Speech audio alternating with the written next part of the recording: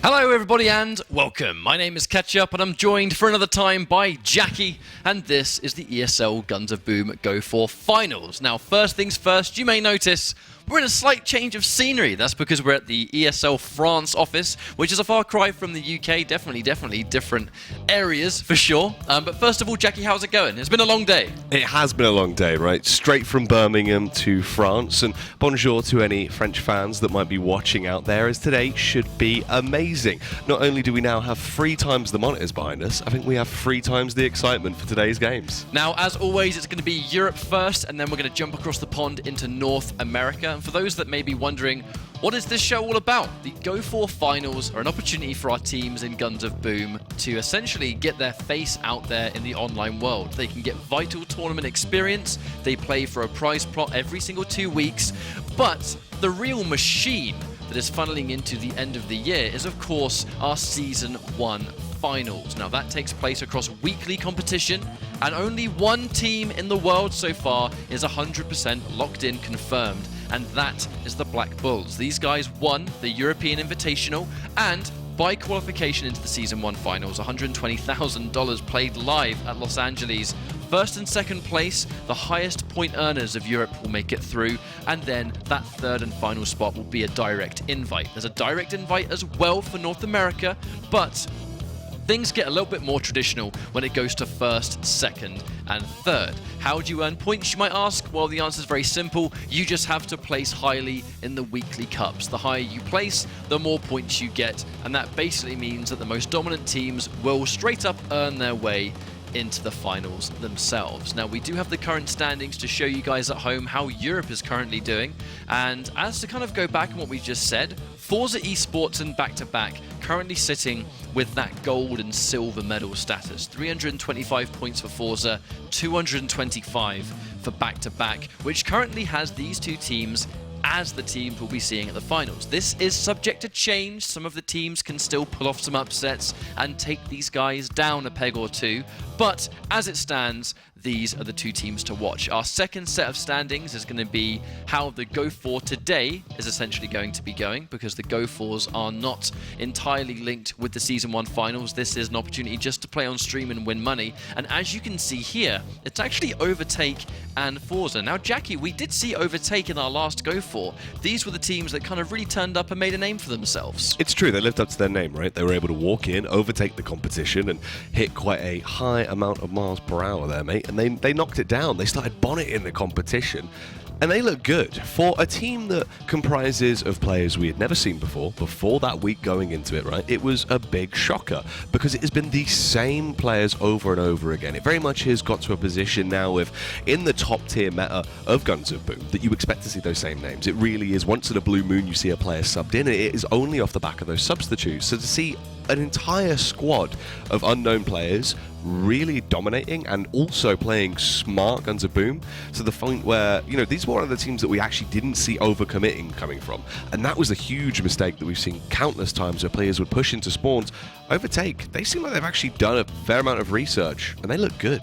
Now, who looked the absolute best, in fact, is actually going to be Jug Knights of Honor. Those that missed the action a couple of weeks ago in our last GO4, it was actually Jug Knights of Honor versus Black Bulls in the final. It was the original best European team in Knights of Honor versus the current absolute best in Black Bulls, and the grand finals were an insanely close display. The first 2 maps dominantly went in Black Bulls' favour, and then one of the first times we've ever seen it, a reverse 3-0 for Knights of Honor that took 3 maps straight and dominated their way into that first place. Now, unfortunately, it didn't count towards the total standings for the Season 1 Finals, but it was going to be essentially a giant confidence boost that the team desperately needed. You know, things aren't set in stone just yet. We still have tournaments to sign up. You can go to esl.im/boom sign up. That's for both Europe and North America. That's got all the information you need for those 2 territories to get involved yourself. It's a free-to-play game. Jump on with a teammate or 2, and who knows, you know, we might be seeing you on these GO4s playing for some cash. On that note, we do actually have the bracket for today's tournament. So it's going to be 8 teams currently. I believe it's actually currently still being put together, so we'll have that ready in moments time. But as things tend to go, it tends to be 2 semi-finals, a 3rd place playoff, and then we finish things off with the all-important grand finals. So 8 teams will make it to this point. They play off-stream. Those matches are actually currently taking place right now, and momentarily they'll be finished. And then we kind of whittle it down to our top 4 immediately. Immediate predictions though, Jackie, from Europe, who do you reckon we might be seeing sort of taking that weekly crown? You got to see the familiar faces there, right? You always expect to see the same names coming up. Black Bulls, if they are competing once again, they normally look quite good. And they're a squad that have been headed up by Lord Mano. And Lord Mano is, for me, one of the most interesting players inside of Guns of Boom, right, Ryan? He impressed us a lot when we were in Poland purely because of his calling style. It's something that we've actually seen now a lot of teams try to adapt into their strategy, because originally the Guns of Boom scene would sort of play quite a hectic, looser style. It seemed like it was a lot more based off just individual in-the-moment plays, right? On where you'd go, who would call, and teammates would sometimes overcall each other. Lord Mano, it was very stern. He was by far that in-game leader. It was set in stone. He would make the decisions, they would follow. He was always that shepherd role, and because he was so active and being able to help the squad and keep their morale high, even through the darkest times when they were struggling in that tournament, they locked it down. Now we've actually seen a lot of teams following in their footsteps. So Black Bulls for me are always one to watch, but they do have their spot confirmed. That's a key point, so obviously it doesn't matter too much if they compete. That's why we saw in the first few weeks them dabbling with playing with their substitutes, seeing who actually would be good if they needed to field a substitute when it came to that LA event.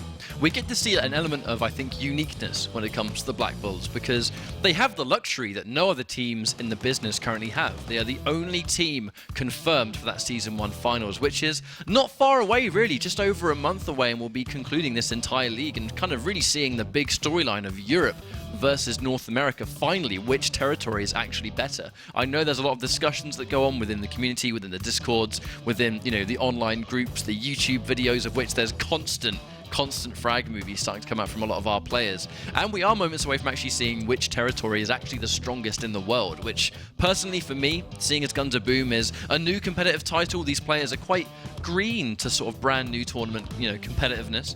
The EU Invitational gave Europe an opportunity to finally experience that, but we haven't had a LAN in America yet. So some of our American teams are actually kind of yet to feel the stress of meeting your teammates for the first time, sitting next to the people you're playing with, because it is an online game, right? And you can play it anywhere. It's a mobile title. You can play it on, you know, in the bathroom. You can play it in the living room. On a train. On a train. Don't go under a tunnel, though. I would advise against that, because you'll probably lose it for your team, right? But all things considered, I feel like when you have the comfort zone as the Black Bulls to say, well, we know that win or lose from EU Invitational to now, they can afford to take losses, whereas no one else can afford to take losses. They can experiment, they can try different strats, they can go with different maps. You know, bear in mind, we have a map selection process now. It's not going to be set in stone rotations like we did in the first half of this season. The second half has now introduced what is a veto system. You can choose maps, you can ban maps, which has just multi-layers in itself. You know, maps that you like to play on. Maybe you can ban away a map that you know another team is really strong on. So it has a lot of different layers, a lot of elements that the more you compete, the more familiar you get with other teams, and the more familiar you are with other teams, this kind of ban selection just becomes incredibly juicy. I'm pretty sure you'll agree. I do, indeed. And the thing is with that, right, what you've got to now picture is the fact we touched on the Black Bulls, they've qualified. So not only can they use this as a time to build new strategy, they can also use this as a time to save strategy, to not show their hands when it comes to that veto system, because it is a huge caveat. Being able to have the upper hand when it comes to choosing what maps you want to play and forcing your opponents into, say, only playing a King of the Hill style setup when you know they're a TDM style team, you really have a huge advantage there. So the mind games, saving the picks and bans, that's going to be the smart one. Well, we're moments away from seeing that, because we actually have the bracket ready to go. We're going to find out what our semi-finals will be. The lineup was interesting. We had a nice sort of variety of teams that we're used to seeing, but here we go again. Forza eSports versus Back-to-Back is going to be our first match, and we can see Jug Knights of Honor 1 versus Overtake. Now, take a look at this bracket. 2 0s all round, but Overtake taking it over the Black Bulls. How about that? That is actually a huge surprise, right? To me, that's the first thing that jumped out to me from this bracket, because that's currently, in the grand scheme of things, they are the best team in Guns of Boom right now. That is the only way you can really approach who they are. Overtake are by far the most unknown squadron, and this is the second time we're going to see them, and already they take down champions. I think that in itself is a wonderful way to send a message. We're now going to be starting this tournament broadcast with our current best team in the business not in the running. I think this actually is the first time we've seen that, because for those that may have only tuned in, a long time ago and you're watching now, the Black Bulls were formerly known as Yakuza. They were the Yakuza lineup that have essentially rebranded themselves as their own standalone team as they've gone into the second half of this season. And, before then, we were seeing Yakuza minimum top 3. We were seeing the Black Bulls minimum grand finals. And just like that, we were talking about how we want to see newer teams, or teams that, even if Overtake have been playing the whole time, which I have no doubt they have been. You wouldn't be playing Guns of Boom at this level if you hadn't played once or twice before. I'm sure it wasn't their first tournament 2 weeks ago. But with those things in mind, it's always great to see a team that you're not familiar with, and you definitely don't see as regularly as some of the other competition, like Forza, like Back-to-Back. Knights of Honor, of course, as well. And here comes Overtake, just immediately asserting themselves as a top-level team in the community. That's what the Go4 Cups are all about. Yeah, it's huge. And they're actually going to have to take down 2 of the real fan favourites in Guns of Boom right now, because you just eliminated Black Bulls. You're then going to move on versus Jug. Jug has always been touted as basically the fan favourite, right? They were the community team. They were the team that everyone liked.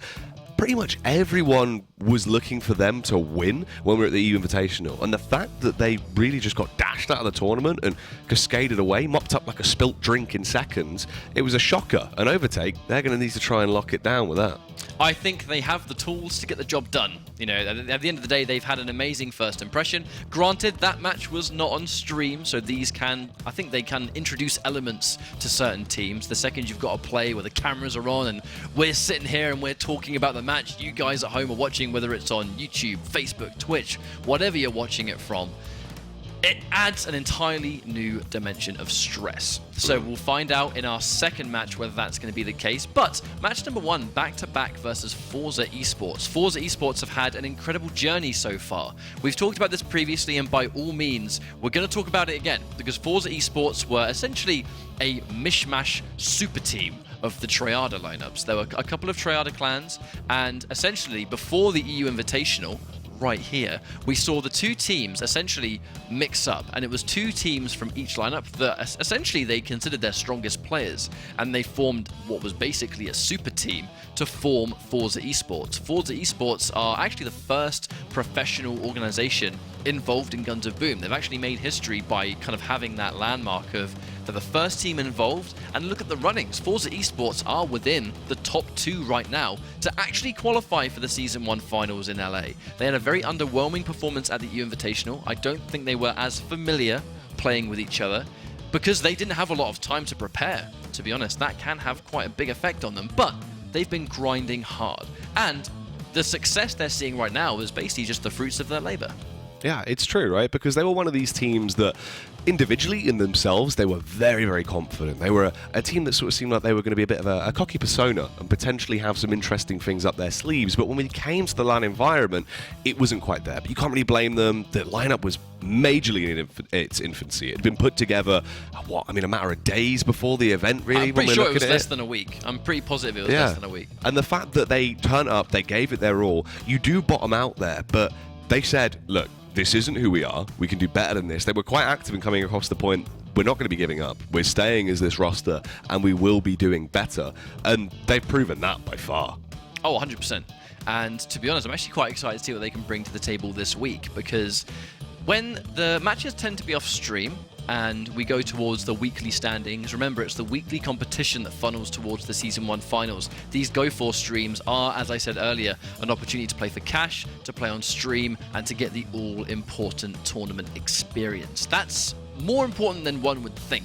It's another matter when you sit at home and you're, matchmaking in Guns of Boom, you're playing a TDM, King of the Hill, depending wherever your matchmaking is, really. And it's very casual and it's very calm. Even when you're playing with friends and you're partying up, it's still a very sort of chill environment. The second you kind of reach that next level, the upper echelon, which is esports, which is competitive gaming, where you're playing for money, and not even the money at this point, it is the opportunity to go to America. How many of these players have even been to America before, least of all California? I know, to go to California and to be a cyber gladiator, ridiculous. That's one of my favorite terms. Because that was one of the old terms, right? The cyber athletes. Before there was eSports, there was cyber athletes. Back when Cow was a thing with the cyber athletes. Yeah. Would you rather be an esporter, premium esporting, or a cyber athlete? I'd rather be a cyber gladiator, mate. I would rather be a cyber gladiator as well. You know, you man arms, you take up the reins. Keyboard in one hand. Keyboard in one hand, and just, God, what would the other hand be? I don't even know. A collection of mice duct taped to an arm like a little shield. And just like a tactical selection. Yeah, you get a little The right tactile mouse feedback. dot. It'd be great. Yeah. Oh, it'd be different tablets actually if it's Guns of Boom. Different mobile phones and tablets and that. So you can Guns a 4-man team on one arm. You would be the absolute premium, the absolute greatest. But we're going into our first matchup. So we're actually going to find out momentarily what the map selection is going to be, which is always going to be interesting. And here, immediately, let's look at the banned maps. Back-to-back removed Wild West, Farming Complex, and Military Warehouse. Forza Esports took away Europe Square, Atrium, and Subway Station. This should mean that we're going to be starting on Paradise Island, King of the Hill, which is one of the faster game modes, even though this is a fast game in itself.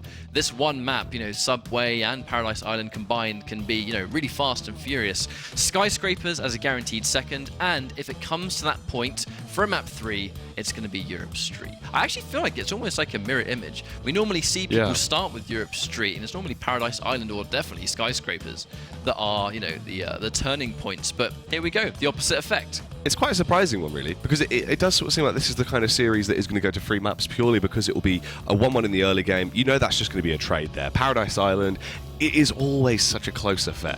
One team is going to pick that up in the last 30 seconds. The same can be said for Skyscrapers. How many times have we seen a close matchup that is saved in the last sort of 30 seconds because of a huge play, either from one rogue man being able to get the nade damage off and then everyone else just conjoining, or potentially the misplay when we've seen flanks go in, they get too close towards spawn, no armor, no utility, taken down. It really is that last bit of crunch time. And then TDM on Europe Street to close it out. We know that really is going to be probably one of the longer series. I reckon this could be 3 maps here. I like all 3 of these maps. I like all 3 of these maps. And I've just been told actually it's Paradise Island, which is our first selection. I know sometimes you're going to have the 2 selections either side. It can sometimes be somewhat of a mix-up. But Skyscrapers is going to be the one that we see. The interesting thing you just talked about, though, was normally when it's close and there are the closing moments, you need a playmaker. Yeah. Now, when it comes to Forza and back-to-back, I think both of these teams, they're pretty plentiful when it comes to playmakers. They have so many players that can just jump in there, make the bold decisions. You know, Killing Machine's an immediate one that kind of, you know, sparks my memory. And TDM and King of the Hill combined, they're both sort of game modes that require amazing fraggers, but also a lot of coordination. You know, that's the thing, is that coordination. I just made up a word. You're breaking it down, I just made up a word that sounds even better than coordination. Coordination. It sounded so real, so I dedicated to it. I'm gonna look it up. Maybe it's real. It could be a thing. You never know. If not, trademark that, mate.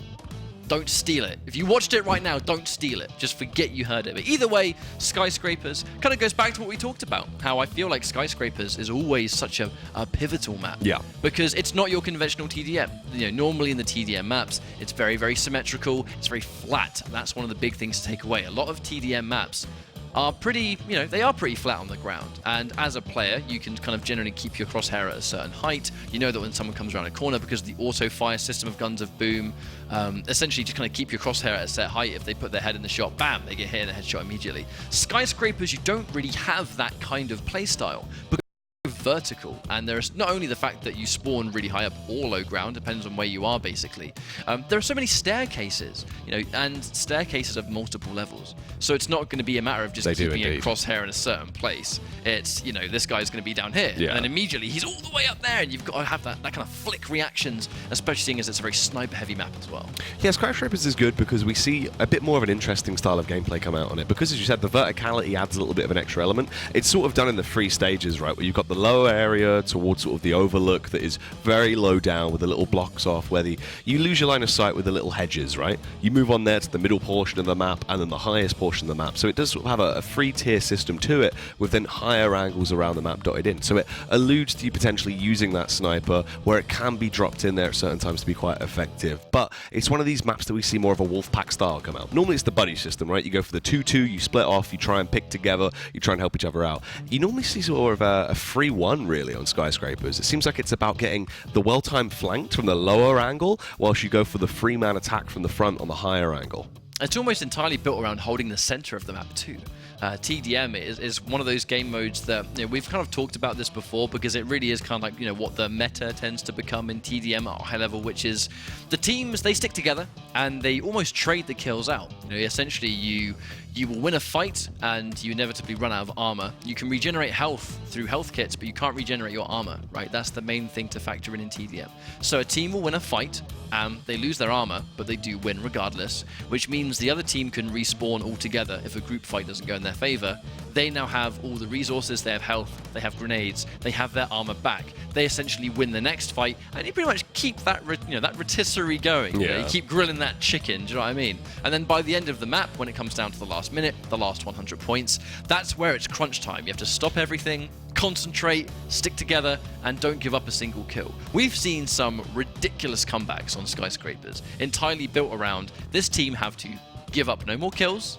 They need to get like 6 kills. It's insane. And every kill needs to be important too. You know, let's not forget that Guns of Boom, the entire thing around the scoring system is the bonus kills you can acquire. It's not just a matter of out-fragging the other team. It's getting significant kills. A grenade kill, a knife kill, a double, a triple. Every single one of those kills gives you an extra burst of points. And ultimately, it's always going to be the highest point team will win, especially in Team Deathmatch.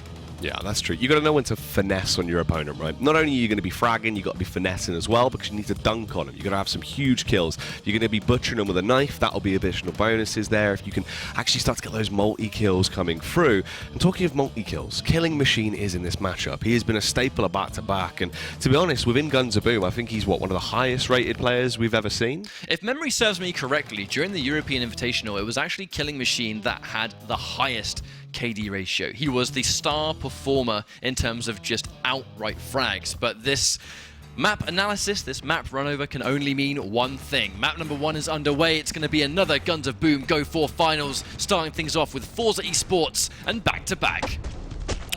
First kill does come through, and so we're going to be able to punish Vladstick, as we actually do have a couple new names as well thrown into the mix here between these two sides. They've rotated out a couple of players. You do still have Killing Machine though, but if you did miss it, he rebranded. He's now a guy called Killing Machine, but he is actually just called Dead now. That's amazing. That is actually pretty amazing, I'll be honest. Immediately getting taken out. I like their new little pictures as well. I know there were some new cosmetics added in the recent update. Some of these players going in with a little bit more customizations, which I definitely agree with. But on the side of Forza, we can see some new players as well. I actually don't recall seeing Spider too much. Actually, many of these players I don't really recognize too much. So we'll see how they can fare. We know some players can sort of mix and match their lineups as they go. Right now, Forza eSports taking the lead. I like Deadney's banana logo, actually. I'm a fan. Look at that peeled banana. Oh, it is. Yeah, it's quite a nice little pixely banana. Good old Deadly.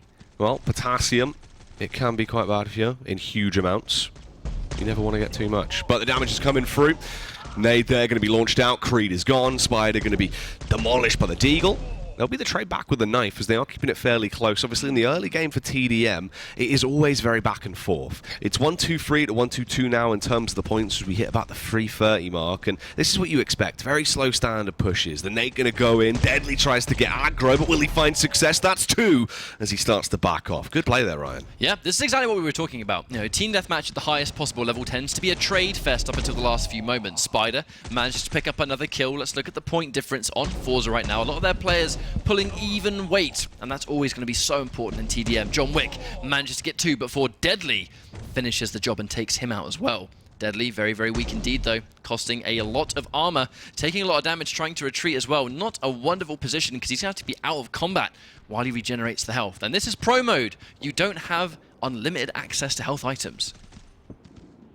So, trade's coming back through. John Wick will get the kill on Spider. The double up comes through with Killing Machine assisting from the distance. Fantastic as well. On to Deadly.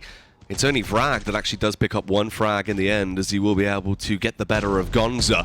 Killing Machine eventually goes down, but he has actually peaked there majorly in terms of his points. Head and shoulders above the competition right now in terms of his own score. There were 108 points, Ryan. He is a one-man, well, you'd say Killing Machine. How about Carry Machine? Oh my word, look at the difference. Doing so much work for his team right now, and that's the important thing about TDM. If you have one player, well, you run into a grenade right there, unfortunately, but I think you can only be tuned in for so long. If you try and chase someone down and they throw a defensive grenade, it's a hard call. If you don't think they're going to throw a grenade, you chase it. If you do think they have to do it, you have to stop what you're doing, and that means losing a kill. And Killing Machine always tries to chase the points. It's his overconfidence as well that sometimes can come back to bite him. And he's actually very close to some players right now. John Wick is going to be the distraction up close. A Killing Machine gets in from the rear, is able to take down the first man. He can handle 2 men at once as he gets the follow-up. But gone down. It's actually a team kill as well. Igor takes himself out with a martyrdom, the suicide nade. That's not great for the points. I would definitely agree with you because look at the points. They are slightly behind. If they lose now, I know the master of hindsight, everyone loves it, but if these guys lose by a hair's length of points, or at the very least, the points they lost by that suicide, is going to be the reason. You know, this should be more even than it is. Right now, back to back, they are slightly in the lead every time because as they trade each kill, they tend to run away. 364 on each side. But as we go, another trade. But this time, because there was somewhat of a bonus kill, they were a little bit in the lead, but that's before Killing Machine swiftly undoes the work, but Deadly trading it forward. John Wick gets another before Vrag takes him out. Now, here is the critical point. 1 minute left on the clock and 100 points left to go for back-to-back. And just short of that for Forza. This is the final moment. Who is going to play the best? That's the question. Yeah, this is where it gets the crunch time. Vlad, repping what appears to be a little bit of a Batman cosplay there, but he has gone down. Unfortunately, isn't going to be the Dark Knight tonight, as he has been executed. Blown to bits by Deadly, and the aggression comes through. They're going to try and go for a crunch. They do get the initial trade off Deadly with a frag over on Gonza, but Vlasic from the elevated angle. This is what we're talking about. Those positions, they lend into that sniper rifle. Now they're so close, just 1 kill away potentially here, and they're going to need to find it. They will do so. They pick up the win. Killing Machine 13-6. We said he's aggressive. We said he's confident. Proves it. And that's kind of what we expected to see. Well, it was quite a, I don't want to say it was dominant map number 1, but it was certainly a position where, they can feel good about the way that was won. Because it wasn't essentially, like a last kill situation like many of these team deathmatches tend to come down to. And it really was the one-man army of Killing Machine. Yeah. That was pretty much the golden performer right there. And it's something that we're used to seeing at this point. He does so well whenever he plays. And in team deathmatch, that's the game mode that you want to sort of be popping off as much as possible. Now, if back-to-back are able to win this next map, it'll be 2-0. That'll move them forward. Just to remind you guys of the format, it's best of 3 in the 2 semi-finals. The third place playoff is 3 out of 5, and then grand finals is 3 out of 5 as well. So if back-to-back win this next map, they're already going to be in the grand finals. I think they'd quite like to be there. It almost feels like it's been a while since we've seen them in a grand final situation, which is crazy to say, because back-to-back, I don't mean this in an insulting manner, but they really have been the king of second place for quite a while. Yeah, they have, and it's a bit weird for them because they're sort of one of those teams that in the past were always quite dominant, and ever since the Invitational, it seems that second place has sort of been their standard mantra. That's where they're falling to, and it's odd because they have so much skill. Killing Machine possibly is one of the best players we've seen in the game so far in terms of his reactions. Unreal for Sniper Rifle, unprecedented reactions. Obviously, all you need to do is be precise with getting that crosshair over them, and he's been able to do it countlessly. He's aggressive, he knows how to pull off those big plays, but also has a smart understanding of when to back off at times. Sometimes he will just run in there, but that sort of seems to be the luck of the draw. If he's low on armor, half the times it is just sort of a fight or flight decision making from him. It's because the damage output in the game is so high. If you miss a shot, you're pretty much in harm's way all the time. There's a significant amount of cooldown. If you take those sniper rifles like Barracuda, like Thanatos, they're very, very popular because they have what's essentially the highest damage output in the game. But if you don't land those shots, you're vulnerable for a significant amount of time during the cooldown. If someone who is knowledgeable understands that you've missed the shot, they'll essentially just punish you with a kill while you're defenseless and can't defend yourself. So if you are going to sort of be that sniper role, which Killing Machine is, he is a self-designated sniper player. That is a weapon you'll pretty much see him use, a good 70% of each map because he is so talented with that weapon type. But you have to go into understanding that if I miss this shot and I'm dead, I have to simply just, not land a shot at all. Yeah, it's one of those sort of cases, right, where do you go for a really risky play that has massive potential reward if you get the payoff, or do you just try and play it safe? And in terms of what Killing Machine normally goes for, it's the high-risk play. He'll try and get it, and normally he actually lands the shot. He's a pretty good marksman. He's very, very effective when it comes down to it. He used to be in the back garden with a BB gun, popping cans off his back fence, didn't he? Those little potato spud guns. Oh, yeah. Oh, mate, they were great. The ones where it was literal potato. You say they were great. Mine were always terrible. I don't know whether I bought the wrong little plastic one or the wrong potato, but it would always jam and it would never go anywhere. It was a nightmare. You had to get the metal ones that you'd ram in there. You'd get the potato in, but you had to get a really clean bit of potato in, mate. It was all about the technique on the load. If there was no cylinder, would things get caught and it would just... Mine always jammed. Yeah. And then maybe you just had weak potatoes. Potentially, because they would just get filled with potato juice, which is just disgusting. No one likes that. Just leaking everywhere. Yeah, it was really gross. And then it's out of action forever. But you know what's not out of action? Paradise Island. Open for business, mate. We're going into our second map, which is one of my personal favorites, in fact. Very fast, very aggressive, and it can be a quick turnaround if one of the teams is particularly good at spawn trapping. The first blood goes to vetoes, but it's not going to matter because he swiftly gets taken out. They trade it back and forward. The important thing here, who's going to get the first point? Looks like John Wick is going to seize it, and he goes down, but his objective was secured. They now have the center point back-to-back hold control, but that's going to be a 2 versus 1. Overtake drops in record time. Killing Machine gets 2v1'd as well. No way you're surviving that one. And the swift recapture from Forza eSports happens here. Yeah, Forza. I hope they've got travel insurance, because if they lose this one, they are going to be in a horrible, horrible position. Back-to-back, though.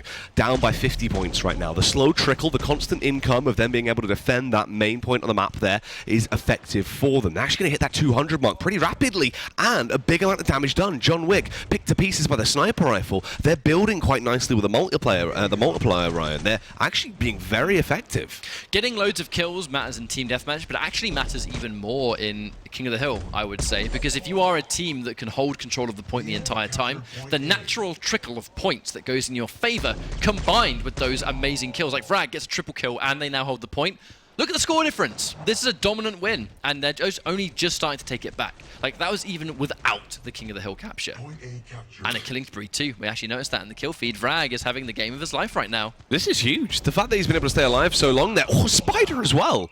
Pulls out the knife at the last second, just butchers down Sonic. It's just ridiculous that they're actually being able to pull this off so much. They are bringing back that gap ever so slightly now, back-to-back at 3-3-9, Forza ahead at 3-4-8, but it's the constant contention on the point, and Vrag really is a stomping machine. He's a new player in terms of actually seeing him in the server. I don't think we've seen him, brought to the table by Forza from what I remember, but hopefully he's going to be a familiar face. All right, back-to-back. They get some elements of what should be a successful fight. Plus, it takes massive damage. The Juggernaut, I believe that weapon is called. Lots of damage from range. That assault rifle does more damage the further away the opponent is. So I actually quite like that weapon choice on this map. You know those kind of like those sniper battles, those choke points, you're going to be holding those angles and someone comes around the corner. They're going to be pretty far away. So make sure you've got the weapons that can complement the range you know the fights are going to be happening at. Ooh. Trade's coming back through. Gonza. Normally a clutch master when he gets into these rounds, but the misplay. Got the nade off on himself, goes down. Spider luckily has been hit by a massive roll of newspaper and been swiftly beaten out of the server. Killing Machine with a response back on Deadly, as he will be quite deadly himself. But it's these constant trades. There is no potential for back-to-back to actually get themselves on that site. When they try and go for the point control, it's always contested, but now they might actually get it. But the flank from either side, Ryan, they're charging in. This is pretty much a now or never scenario. Back to back, as we go into what's basically 150 points left to go for Forza to win this map. It's first to 1,000, remember, in King of the Hill. Back to back, they need to get the point and essentially start out-fragging 100%. They can no longer give up kills. They have to get amazing fights. The kills need to matter. Unfortunately, Killing Machine headshotted for bonus points as well. This is reaching a dangerous point. I feel like Forza, this is definitely their map to lose at this point. Back to back, they've been able to take another one. They're holding the center. Wait a minute, maybe I spoke too soon. If John Wick can secure this kill while taking minimal damage, maybe they're okay. He gets one kill, probably going to drop because he himself is very weak. Igor manages to get one, and we are reaching a very close situation here. Killing Machine, the 2v1, just not watching out, and that was such an unfortunate hallway to take. That trade is going to be in Forza eSports' favor, and now they have minimal work left to go. This is going to be a 1-1 situation. Yeah, keeping it close, tying it back up, so we will actually see that third map, and it's kind of what I expected, really, because both of those maps are so similar in terms of if you can keep it neck and neck in the first initial fight, those last sort of 30 to 40 seconds are really where the crunch time comes down to. And the point lead they had was just so much higher. The constant trickle, in terms of actually defending that main control point, they had it way too long for really anything to work out for back-to-back. It got into a position where it's just unwinnable. And it just, in the end, goes down to the better team winning on that one. So, Team Deathmatch to close it out on Europe Street. That actually could be spicy. I agree, and it's almost going back into what you just said before this entire series began, which was pretty much that This has a high chance of being a 2-1. You know, there's a very even split between these two teams. We know Forza is excellent. We know back-to-back is excellent. This is just two world-class teams going at it. So if we're going into a final map, then so be it. It's going to surprise none of us. And I feel like from a viewer's perspective, we're just getting a treat of a series. We're going into Europe Street. This is an unpredictable map. It's a very sort of sniper-heavy map. There's a lot of locations you can kind of hold from a distance, and it's one extreme or the other on Europe Street. It's sniper rifles from far away, or it's porcupines at point blank, because, you know, if you're going to be point blank, I feel like this late in the tournament as well, there's only one shotgun that anyone's ever going to use, and it's going to be the porcupine. I feel like at this stage, you can't dispute that it's not the best shotgun in the game. The fact that basically every single player has it means that if you're looking at just competitive viability, if it's deemed that the whole scene needs to use this weapon, how can it not be number one? That it is 100% in players' selection boxes. Yeah, it's true, right? Everyone's using it for a reason. It's the fact that it is outrageously useful when we get into these matchups, and we've seen that proven time and time again. And for me, though, from the one thing that I want to see now getting into this is Killing Machine individually on this map, because this is one where he pops off pretty much consistently and plays a much more aggressive style than what we see from normally the rest of the server. Europe Street tends to basically be a bit of, well, you look at it, it's pretty much a firing line on either side, isn't it? They're both set up on the opposite sides of the map. We see a constant spam back and forth of which team is going to shred armor off their opponents, force out their nades, finally get that kill. Then you get left with a knock-on effect. That team is now left nadeless, armorless, trapped in that position. The next trade will come back through. It's a very common affair. We see a lot of that sort of constant trading on the high ground, but Killing Machine's someone that doesn't play that sort of style. He's a lot more aggressive. We see active flanks from him. So that's why it's more interesting. We actually see back-to-back play on Europe Square. They're one of my favorite teams to see actually go up on it because it's a whole lot more aggressive. Now, in terms of predictions, it's kind of hard to call. I will be completely honest, because we've seen both these teams do quite well versus each other. They are kind of within that top two running anyway, to begin with. It's actually Knights of Honor that are trying to sort of catch up as they go forward. We'll be seeing Knights of Honor later on against Overtake. But for now, this, I think, is a trendsetter. Which team is going to kind of hold the iron fist over the other as we go into our weekly qualifiers? Because again, just to remind you that are just joining here, the GO4s are entirely built around the opportunity for cash and tournament experience. These broadcasts don't actually funnel towards the Season 1 finals. So if you can take out teams on stream, you can send a message that say, we know how to beat you, we're not afraid to get the job done, and when the time comes to earn points, we will do the same again. Well, this is the map in question. We're diving into the action. Forza versus back-to-back. We're tied up. It's 1-1 apiece. Whoever takes this win here will win the series in a 2-1 fashion, forcing the other player into the loser final and moving themselves on to the final. Already the first blood comes out from Gonza, but there is a double trade back in favor of their opposition, as this one's close. Deadly from a long-range distance. Actually overpowers Killing Machine. A good start for Forza eSports. 100% Spider. Can he win this fight versus Gonza? Looking to be a little bit bad, but I think that's what he immediately did. He swapped to the scout rifle for the fast movement speed. If you know someone is trying to snipe you, let's not forget, those high damage sniper rifles, they have a little bit of wind-up time. If you have a mental note for that wind-up time, you can essentially outrun their bullet before it has a chance to connect. Make sure you have the fast movement speed, get to cover quicker, and they've basically accomplished nothing. Ooh, back-to-back with a wonderful sequence. Vladosik gets a double kill and a butchered on the end. A wonderful little chunk of points, but not before 2 kills. Go in the favor of Forza, who now look wonderful. Not watching the right-hand side. Gonza laying the trap. Killing Machine gets another one before Igor takes him down. And another 2 kills going in the favor of Forza. This is as close as we were expecting, Jackie. If Spider kills 8 people, do you reckon that one's called a Dr. Octopus? Oh, it has to be. The Doc Ock. The Doc Ock. You just got Doc Ocked. That would be a huge play. Killing Machine, though, carrying it on, as we'll be able to overpower Vrag. There is a sniper shot going out as well, as Deadly gets left dead as a doorknob on the ground. It's 154 to 175 right now, and this is pretty much standard of what we expect to see on Europe Street, right? As you can see, both squads pretty much isolated, behind cover, trying to go for these constant peaks. They'll play for a lot of defense around these choke points, and this is a huge area of contention. Doubling up, John Wick goes in. Can he kill him with a number 2 pencil? No, he can't. He's been rubbed out, mate. Erased. Deadly was waiting for the reaction. He got that close-range porcupine, comboed it in with a knife as well. Such a high output of damage, that point-blank shotgun, especially if you get a critical hit as well. Multiple increases in damage if you get that critical shot. And it looks like Forza have actually taken the lead. And again, this kind of goes back into what we talk about high-level team deathmatch, where the second we see the trades back and forth, this result is what we're expecting. This is what you should be doing if you're a high-level team. Don't worry if it's being traded back and forth. That's what's supposed to happen. The important thing is what happens in just over a minute's time, where it's going to be make or break. Whoever loses this is only going to get maximum of 3rd place and go into our 3rd place playoff, and the winner, of course, will be sitting in grand finals. Ooh, nades going back through.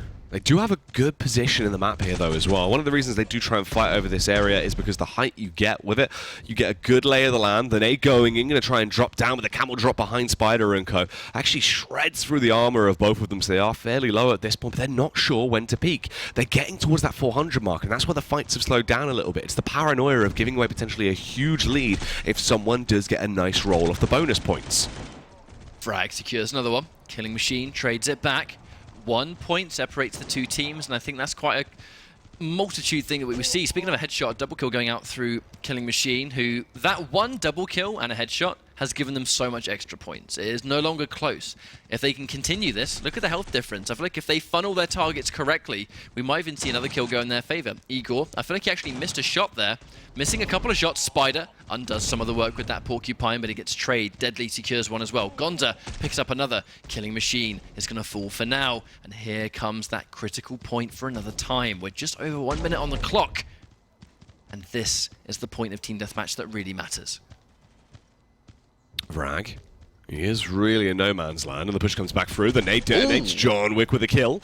Looks to try and build off the back of this as well, which Vladostic will allow him to do. Gets the shot off on Spider. Concentrator nades. He gets the follow-up frag as well. And now things are in crunch time. Surely this should be back-to-back closing it out as they're nearing that 500 mark. Mistakes would have to be made if they're going to throw this one away, as they need around 20 points, and they're in the position to do it. I'd say don't call it impossible by any means. If they can get a wonderful sequence just now, one killing spree, one couple of sprees of grenades, and Forza eSports can still snatch this one away. But now they only have one more shot. 1 point left to get. Can back-to-back do it? And there we go. They finally seize what they need to seize in back-to-back. Having to fight for it by all means. But we will be seeing them in grand finals. And I feel like what happened at the end there was essentially a matter of individual plays where back-to-back were outplaying Forza one person at a time. It was 3 different instances where it was a 1v1 that back-to-back didn't lose a single occasion. And there we go. They had that one burst of points, put them in the lead. The pressure was on for Forza to make something happen. They had to be way too eager, and they just ran into the sniper rifle bullets to get the job done. The aggressive style of play, it came through. Normally it's just back-to-back to just be the ones constantly forcing the issue, but both sides very hectic. And they get punished because of it. Forza, they don't carry on through. That is going to be back-to-back, actually constantly moving up. And that means another grand final where we're actually going to see it back-to-back now. This could be good for them. Obviously, a nice way to win themselves a little bit of cash, prove they are still really dabbling with the top dogs and know what it means to be able to get into that position. Because really, that core trio of the roster is the one we look at constantly. Killing Machine, Gonza, John Wick. These are the names we've always been impressed by. Vladostic, he's sort of the newcomer for me. Really haven't seen too much of him. If he has been a sub for the roster, potentially a 6-man outside of it that they've been fostering as talent who's now come into effect. But as a sniper rifle role, as that secondary sniper, he looked good on it. He was able to come in at a couple of key moments, pivotal, especially on skyscrapers. It looks effective. Now, unfortunately, it doesn't mean that Forza will be able to get no more than 3rd place today. We'll be seeing them later in our 3rd place playoff. But for me personally, I'm kind of wondering to see if we can finally see back-to-back take a tournament win here on the streamed GO4 finals. That said, we'll be seeing them later in a little bit. We have our next match, which is going to be Overtake versus Jug Knights of Honor. Personally, kind of interested to see what happens here. Knights of Honor want to maintain their winning streak, perhaps. If we even reach a point where we get Knights of Honor versus a back-to-back finals, that is a throwback. That is the first 2 grand finals of week 1 and week 2 that we ever saw. So who knows? Maybe we're going to get a repeat result. We'll be finding out in due time. We have our next semi-final up and ready to go. And for a few minutes, we're going to go for a quick break. So don't go anywhere. We'll be right back.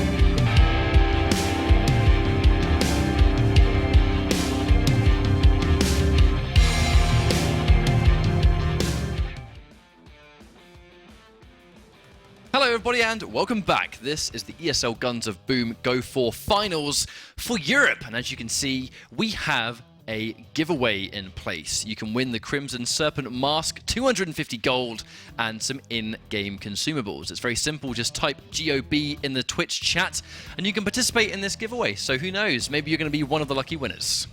It's quite funny because obviously in England, gob means something a little bit different. So everyone's just going to be gobbing in chat, mate. Outrageous. It's like a mouth, isn't it? Yeah. That's like a word for just a mouth. Just straight having a gob. Someone's mouthing off, like gobbing off. Yeah.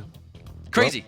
How the language is different across the world. Well, you know what? We're not in the UK today. No, we're in not. Paris. We're in Paris for this broadcast. That's what this entire different space is all about. So, you know what? We'll reserve that one for next time. But yeah, hopefully there's going to be one lucky winner in the chat.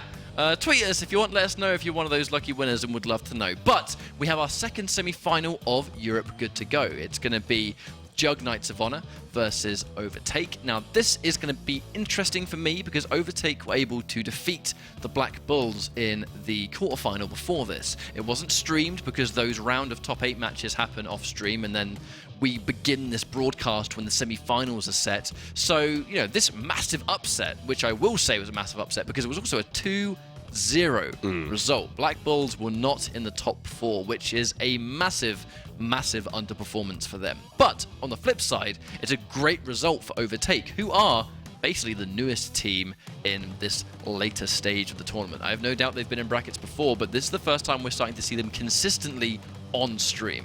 You know what it is, mate? They're like the new Avengers. So it's got to the point now where, you know, they've come in, the old guys sort of run its course, you know. Captain America's been replaced, Bucky Barnes has taken over, he's the new Captain America, and that's what Overtake are, mate. They're coming in to just lock it down now. I can't imagine what that would actually be like. If I actually don't know if that's canon. I'm super uninformed with Bucky Barnes? Was Bucky Barnes ever in Cap? Yeah, like, he takes over when Cap dies. Oh, spoilers, man! Well, you never. Yeah, you know. I've not read that bit of the comics yet. Yeah. Ooh. I know that happens, by the way, but you know we're not talking about the movies now. But this is a conversation for another time. But either way, our semi-finals are an interesting one today. They really are an interesting one for me. We have the map vetoes ready to go. We'll find out what the selection's going to be, and as you can see, Farming Complex, Subway Station and Europe Square taken away by Overtake, and it's Military Warehouse, Europe Street and the Wild West Saloon. So for another time, it's going to be Paradise Island. It's going to be Skyscrapers. But now we're going to see a little bit of Atrium as well, should we go to a map 3. You know what I think we finally sort of realised as well? Do you remember when the veto system first came in, we were like, hey, look, this is going to be great because we'll actually now have an understanding of what maps teams actually want to play and what they're going to be banning out actively. These are now by far our most common maps. I think I'd say for me, Skyscrapers, Paradise Island, Military Warehouse are probably the top 3 we see in nearly every series. And I think that actually does bode well because it means these are the maps that are always that close for a reason. The teams are comfortable on them. And it's giving us, I think, as commentators, some nice data as well. I always sort of appreciate the opportunity to kind of see what teams prefer, and in some cases, actually, what they don't prefer. I like seeing the maps that people don't like, because it gives us a nice bit of information to just kind of see, well, why does a team dislike a map? Are they not confident on the map? Is it do they feel like maybe they're not so accurate on that map. Maybe they're not very good at hitting their angles. Maybe they're not very good at taking fights when they should take them. There are so many different reasons as to why a team won't like a map that, you know, the possibilities can be endless, really. But we're going into our first map for our second series. It's going to be Skyscrapers for another time. We're going to be seeing how interestingly these two teams approach TDM. This is going to be another single elimination situation, guys. Remember, the winning team moves on into grand finals. Losing team will be sitting pretty in the 3rd place playoff, where unfortunately that's going to be the furthest they can go. Max effortlessly spills the first blood, and hang on a minute, we see some damage over time, some new weapon selections perhaps. Yeah, things had switched up a little bit, and actually Overtake already look dominant. I mean, that's a 61-point lead in a matter of seconds going into this matchup here, and Jug, they've tried to dial down that tempo. They are going for this more of a split-and-pick style system here with a 3-1, but Jarny survives. Nice nade. That was smart. Such a sick throw right there. Just undoing that. He's so weak as well. The retreating grenade, the chase comes through, he gets the perfect read and the perfect execution. Now, Jarny, I do believe his weapon dishes out damage over time. The flaming effects, which interestingly does actually give you some damage numbers, so you can kind of see when you're damaging an enemy, get a little bit of that extra vision throughout the map. QUA takes him out pretty easily. Conor McGregor takes out 1, traded out by QUA again, but Dobar with a triple kill. Hello, Knights of Honor back in the fight. That's the thing. That's the worrying factor, though, right? Is Overtake as a team, they've looked great, but individually, it's the firing power that they have on Jug. All of these players can just pop off massively as a squad. Nade's going to be launched out, headers it off his noggin, but does go down the end as Conor McGregor is going to throw him into the octagon and teach him a lesson. Hot pepper, turning it around. Conor McGregor, spicy food, the biggest enemy all along. Those pre-show spicy foods are not a good combination. Coming from experience. Now, Dobar going in for his scout rifle. I actually like the fact that we're starting to see players, if they deem themselves as those up-close and personal fraggers, they will opt to go for the sort of scout rifle that gives them access to increased movement speed. You know, they don't really plan on using range damage, and if they do, it's going to come from an assault rifle more than likely. And the goal is going to be to just go from point A to point B faster. It's going to be trading out 2 for 2 again. Overtake temporarily in the lead, but with this much points, barely a lead, to be honest. I'll still call this one even. It really is way too close at this point. And this is pretty standard, right? This is what we always sort of harp on about, the fact that the good early game is basically just a trading game. It's fair. Sometimes you can get yourself a bit of an extra additional lead or someone will really storm ahead, but it's always the constant trades. You see back into it immediately. 320 to 327, they're trying to keep it close, but once we hit that 400 mark, that's where it's going to get real. Look at the map, actually. It's a perfect angle to kind of see the two teams group up. A wonderful formation. They're not going to take the kill unless they're confident. 2 porcupines, point blank. No one is going to survive that. Just look at how unscathed they were as they left this room. This could be a group wipe. Conor McGregor not watching out the brutal kill. Just finishing off some extra points. And Overtake wonderfully taking that fight. Dobar gets one, though, and still has armor left to play with. QUA, the plague doctor there, just going out on a mad one, just annihilating everyone. And that was really nice. As you said, the double porcupine play, the sheer amount of damage you get on the early impact with that is ridiculous. But look at this bloodbath. Everyone storms in, but it's actually starting to build up a kill feed full of red. Unfortunately, one of them is a kill feed full of red death. As it's going to nade himself, takes him out. That'll be a bit of a deduction to the points there and actually keeps them ever so slightly in it, as it is now 390 to 414. I think sometimes with these grenades, you have to watch out. You know, you almost don't have time to react. You throw a grenade and hope to get some bonus damage before you go down, but if you can't survive it yourself, you just risk losing points rather than gaining points. And as we go this close, it can be incredibly costly. Overtake, they're in the lead, but again, it's barely anything. They're putting everything in place to try and win this fight. Conor McGregor gets a triple kill, and that triple kill might be everything. He goes down, but his job is done. He secured a huge chunk of points, but now Overtake, fresh off the spawn, lots of armor, lots of resources. The same thing can be said for Jug Knights of Honor, though. Shrapnel needs to just stay alive here. Stay in the back line. You've got no armor, no need to fight. You're the weakest link in this team. Good use of nades. Dobar's really done well there.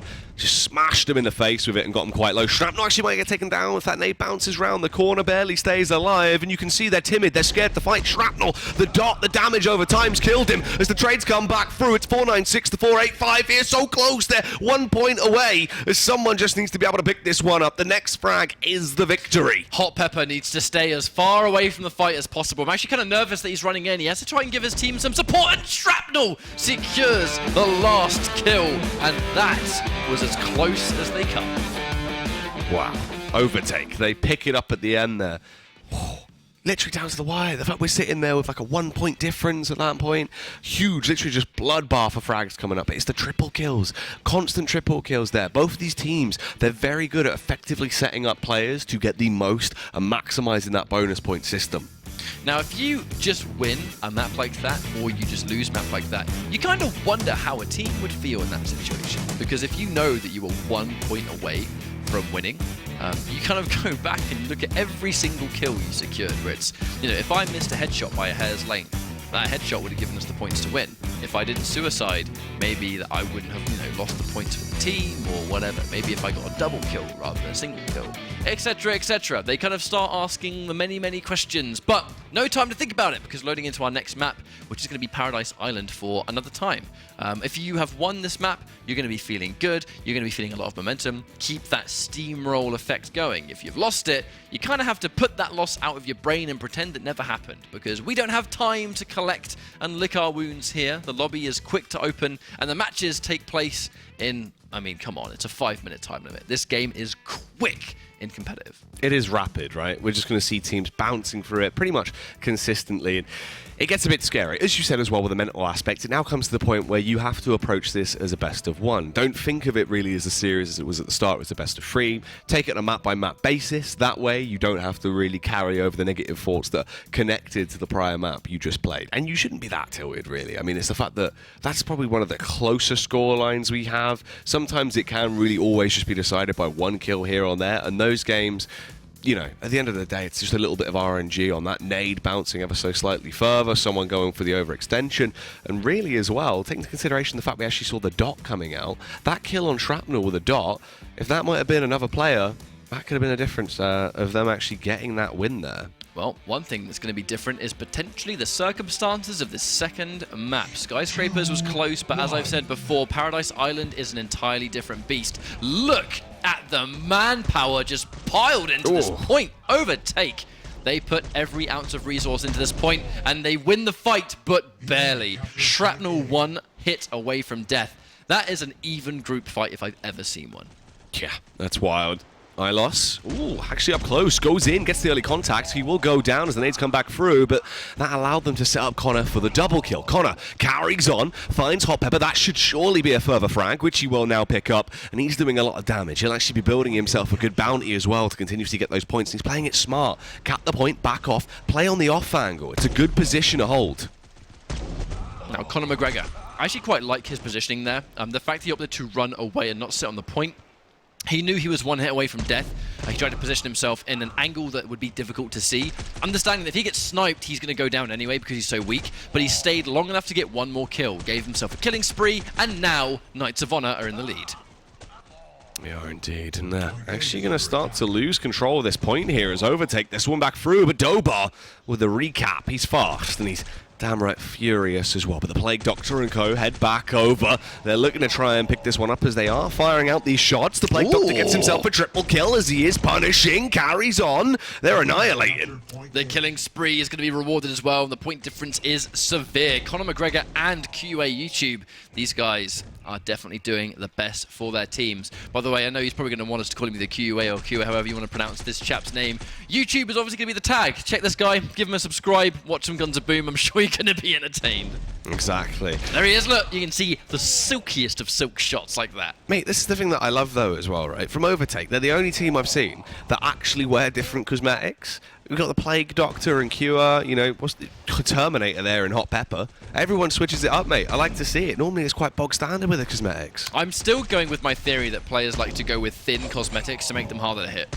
Anything that makes them thinner, makes them harder to see, less chance of things sticking out. But right now, to be honest, doesn't make a difference. Overtake are looking glamorous, and they're taking the fight. Ilos with a surprise attack. Dobar inevitably going to drop because, I mean, just look at how weak he is. Borrowed time, if you ask me. He's going to go down to Ilos, who gets another kill. Ilos, the one-man army in the center of the point, gets a killing spree. Again, he's dropped, but again, his objective was complete. The killing spree gives them so much more points, keeping them in the fight single-handedly, but now we're reaching the later stages once again.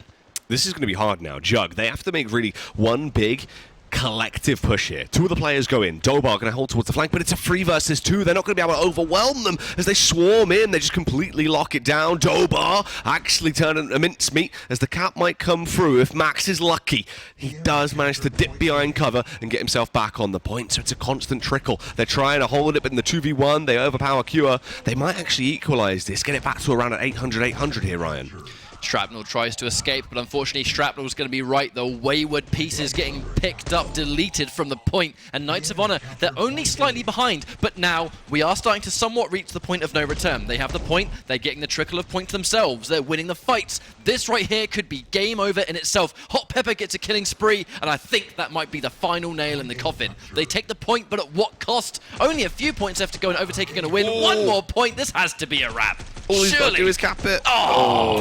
Game over. Overtake, they've already got quite the impressive trophy cabinet today. They've taken out the Black Bulls, and they've just taken out Jug Knights of Honor, which means that last GO4 Finals grand finalists, both of those teams fell sequentially to Overtake, who are now waiting in grand finals. If they can destroy back-to-back as well, That is a message to send. That is a message that says to every other team, we are no joke, we're here to play. I know you're the 3 most famous teams in this part of the world. I don't care. Who are you? Because that's the thing, right? Overtake now have just 2-0'd 2 teams from the EU Invitational. One after another. Just absolutely wrecked them.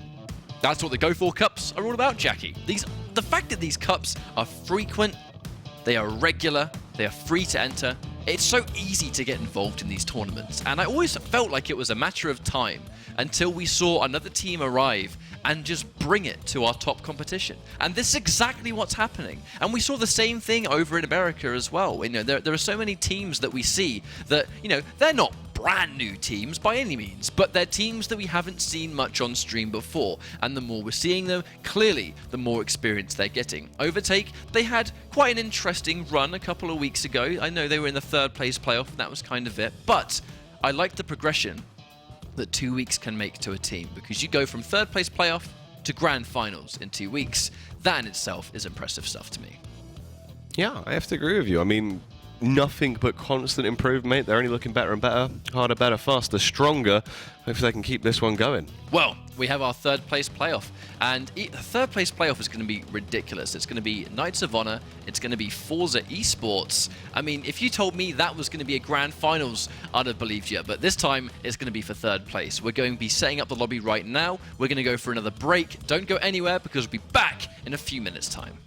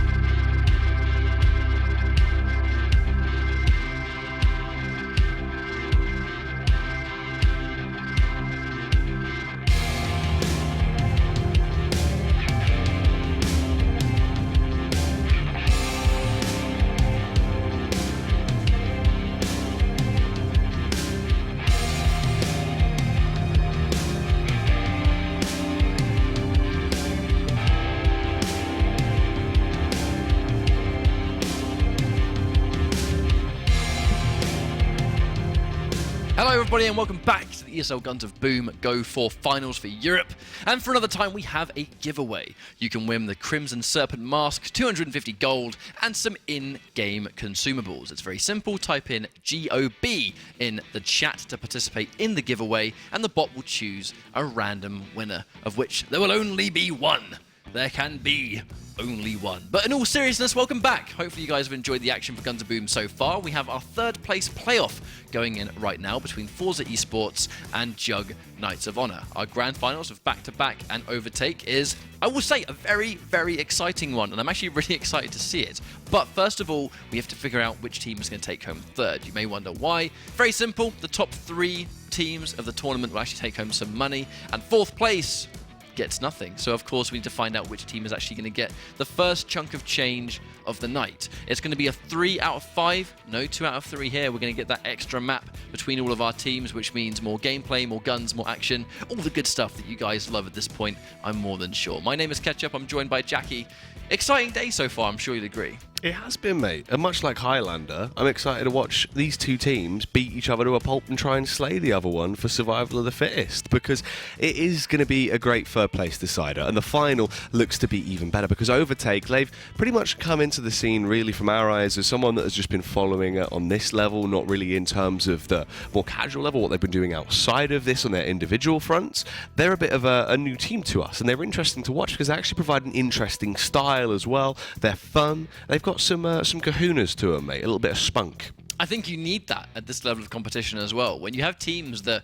We've reached a point in the GO4s where, you know, not to discredit the league and discredit the players by any means, but it was the same teams, it was the same players, it was the same maps, you know, because it was the level of competition was so consistent and the players were so good, they would just win and get top 3 all the time, and that was the way things were, you know. But now we have teams coming into the league and they're starting to sort of put a spanner in the works and show everybody that there are more teams out there that play at a top level and aren't afraid to really bring it to the rest of the competition. Maybe some of these players watched a GO4 and went, you know what, I think I could do better than these guys. I'm not impressed. And they turn up and they're in grand finals. You know, maybe that's something that happened. Who knows? I'd love it if that was the case. That's actually something for players at home to realise as well, is the fact that you can get involved. It's not anything that is closed behind the door. You know, this isn't a league. It is open to the public, right? And it is absolutely worth competing because of what is up for grabs. You know, this is only the build-up to Season 1. This is the first year of Guns of Boom, really, in terms of what they want to do with the eSports scene they actually have set up. And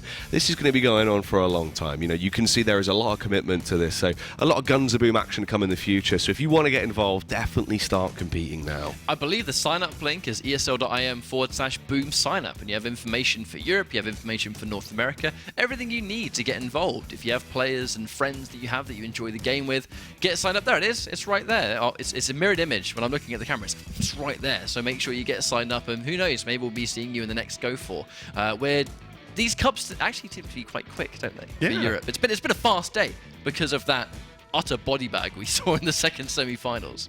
Yeah, definitely a lot speedier. It felt like originally when we were to Europe, it was actually more of the slower region, and NA was always a lot more hyped up, as hyped up would be. It was always quite aggressive, right? But now it seems to be the trend that both regions are literally playing these quite rapid, fast-paced series, just always trying to constantly force the issue to get into that sort of crunch time, the later portion of the game where it really starts to kick into overdrive. So the meta seems to possibly be shifting a little bit to favouring more of that high-octane style. I think I would definitely agree with that purely because of just, I think, how more comfortable the players are starting to become. They're starting to become more comfortable with their own plays. The accuracy, which is a big thing. A lot of players, they're kind of missing less crucial shots. If you're missing a porcupine shot or you're missing a barracuda shot or something along those lines, very punishing if you do fail to hit it because, you're vulnerable all of the downtime and they're hitting you with the exact same weapons, right? You can essentially one-shot someone, which means there's a good chance they can probably one-shot you. So you want to make sure you're not essentially, missing as little as possible. That said, I find the prediction kind of hard to make in this third place because inconsistency seems to be what Knights of Honor are all about right now. They won last time and they clearly struggled in our recent semi-finals. They lost to Overtake 2-0, and the second map was convincing. It was a win they can walk away from and say, Overtake can leave that win and say, we did it. We just proved that on the day we're just better than you guys, straight up, no excuses. So they go from first place last time to an absolute maximum, third place today. Yeah. I don't know who to call. Do I think Forza's going to make it versus Knights of Honor? I don't know. I would say probably Forza. I expect a closer map, though. I think these two teams are actually quite evenly split, in my opinion. In terms of my prediction for this one and what I'd actually have to go for, I think right now Forza are looking to be the better overall team. Jug definitely do have strong individual players, and we see glimpses of that, like we did in that series, right? There were the odd moments where you're like, right, this could potentially be a huge play. They do have the talent, they have a good understanding, but it almost seems as if the communication has sort of lapses and they fall short at key moments. I don't think we see that as often with Forza. Forza tend to really just come on in and absolutely just napalm their opponent. It's so aggressive, it's so fierce. I think aggressive play works most of the time, especially in a game like this, where if you're coordinated, you can kind of, pick your targets and select them accordingly. You can delete players really quickly. But sometimes it's not a great idea to be overly aggressive. We do see that on some maps, some of those prominent maps like Construction Site. The main one really for me right now is Europe Street, where players, they feel like they've got some good momentum and they push a little bit too hard, they fly a little bit too close to the sun, and they run straight into respawn protection. That's the one thing you don't like to see, especially in tournament play, where you can be aggressive as a team, but there's a time and a place for it. And the wrong time is when the opponent is right here and they've respawned and they're completely invincible. Yeah, that's never really what you want to go for. Obviously, stay away if you see that glow around them. That has dropped down a lot more than it used to be. Obviously, going back when we first were doing it together, really, when we got into that, right? The constant amount of times it would be overcommittals or constant plays where you're getting into a spawn protection zone. You're not going to get that kill. You're not achieving anything there. You're literally just giving away that extra life. And for the most part, it hurts your team more as well because you kind of do stagger yourself. You've got to wait for that respawn. At that point, you can't buddy system. You can't go for a play with a squad. You really do leave yourself in a bit of a horrible spot. So never really want to be going for those deep pushes. Try and avoid those overcommits if you can. And we are starting to see that less and less, which is actually what Jackie just pointed out, which I definitely agree with. I believe we should be moments away from finding out what our map pick is going to be, so just remind some of you that are watching this 3 out of 5 scenario, we're going to get a significant increase in map selection, which in this kind of scenario where we're starting to actually play for the money, the 3 out of 5 makes a lot of sense, because if a team is going to play for, it's definitely not a small chunk of change by any stretch of the imagination, especially seeing as these GO4 finals are regular 2-week competitions. You want to make sure you've got that extra little bit of, I think, commitment as a team. This extra map to work around. If we made a mistake, well, instead of only having to win 1 map now, we can maybe win 2 and have more space to, make those errors or make those bad judgment calls. Or if you're a super dominant team, it's a bigger opportunity to put an even bigger exclamation point on the end of what could be an already dominant series. 3-0s, they're quite exciting to see. Yeah, they really are. And also, even just from a perspective of what that team is doing outside of the games we're witnessing on stream here, right? Practice. What have they been preparing on? How is their map pool expanding? What game modes are they most comfortable in? Because that's the interesting thing about Guns of Boom. In terms of the veto, it isn't just for the map, right? We're not just seeing them pick and ban maps themselves with game modes being an option on top. You have to decide off the back of what game mode actively you're looking to go into there. Even if you feel comfortable in an environment on a map, it's still down to that game mode. Are you good at King of the Hill? Are you effective at control point? Have you got the frags to pay the bills when it gets to team deathmatch? That is what it really comes down to. And we do see teams that sort of either lean favouring sort of the alignment of going for more team deathmatch or more objective-based game modes. And that's where you sort of realise what teams excel where. For Black Bulls, I'd say they were definitely more of a objective-based game. Now, I think that kind of has its pros and cons, really, doesn't it? Because there's something, I don't know whether it's something in the air today, but aggressive play has kind of been, it's been the buzzword. It's been, so many of these maps have been fast and furious because of that reason. But as you can see, we actually have got our map selection now. So less maps banned out, as you would expect. Farming Complex, Europe Square, Europe Street, Atrium.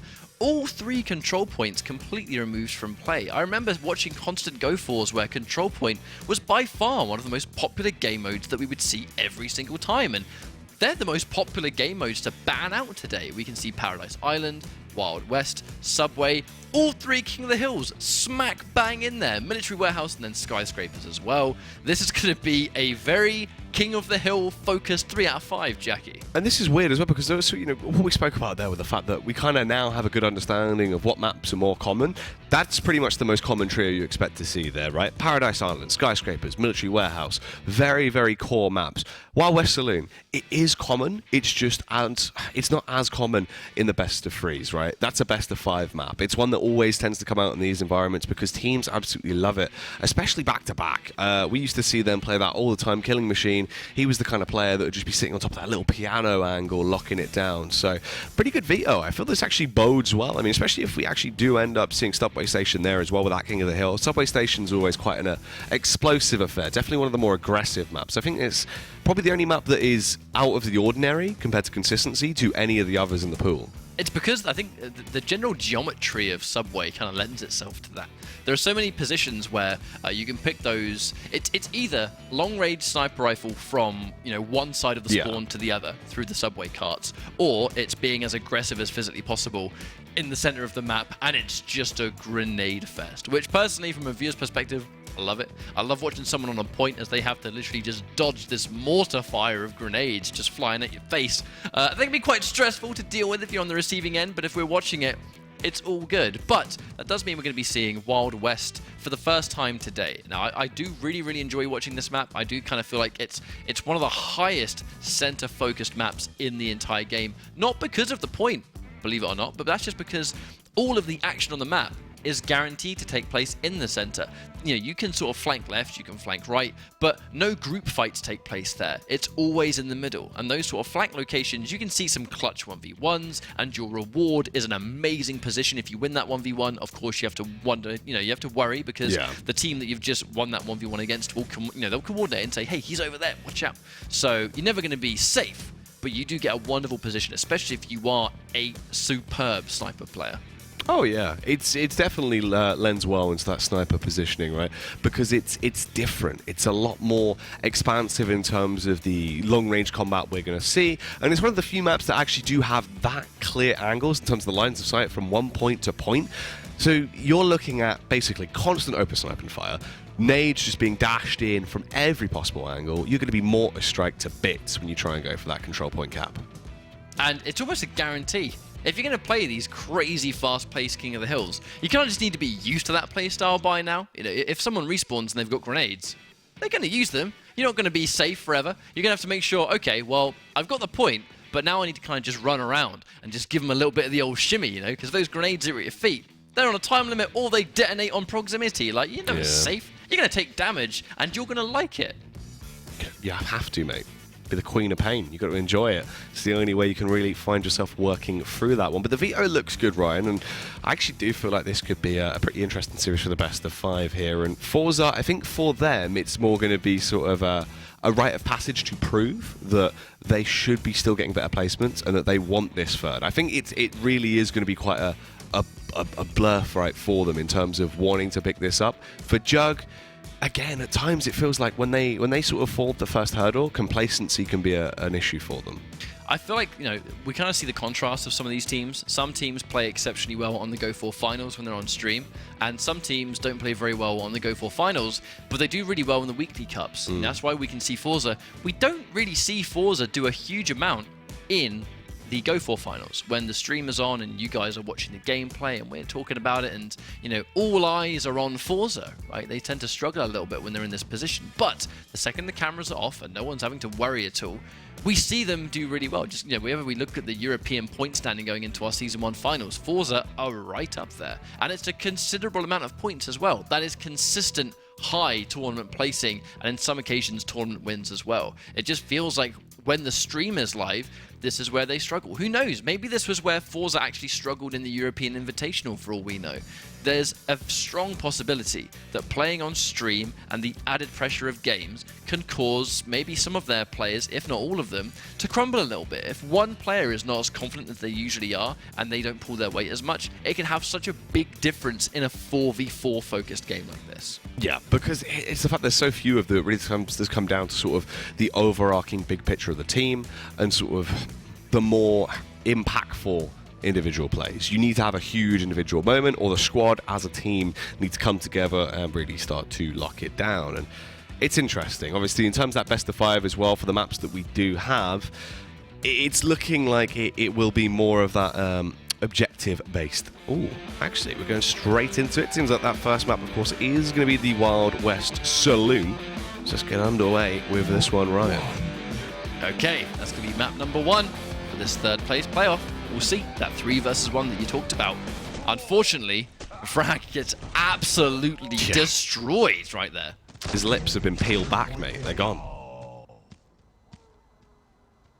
Very slow beginning. A swift group fight. Frag's trying to pick the angle. And immediately clocked. You're on borrowed time right there. Knights of Honor. Good start.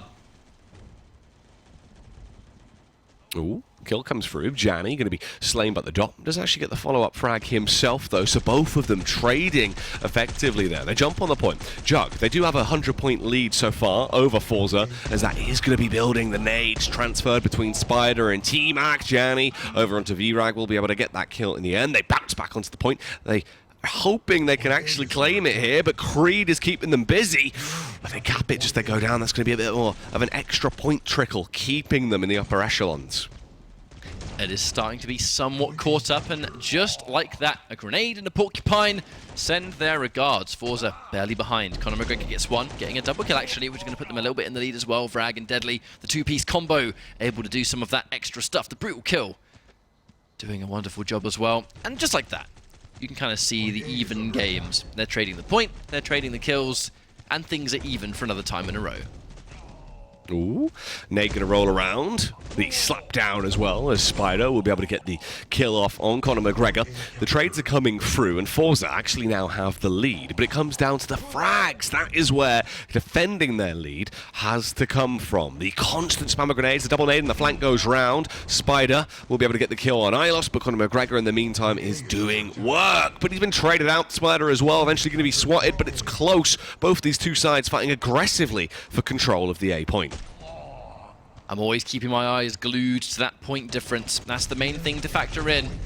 Even if they're having even control over the points, if one team is straight out team deathmatching the other, that's where we can start to see the increased differences. Forza looking really good because they're basically just winning more rounds. Now, what is that?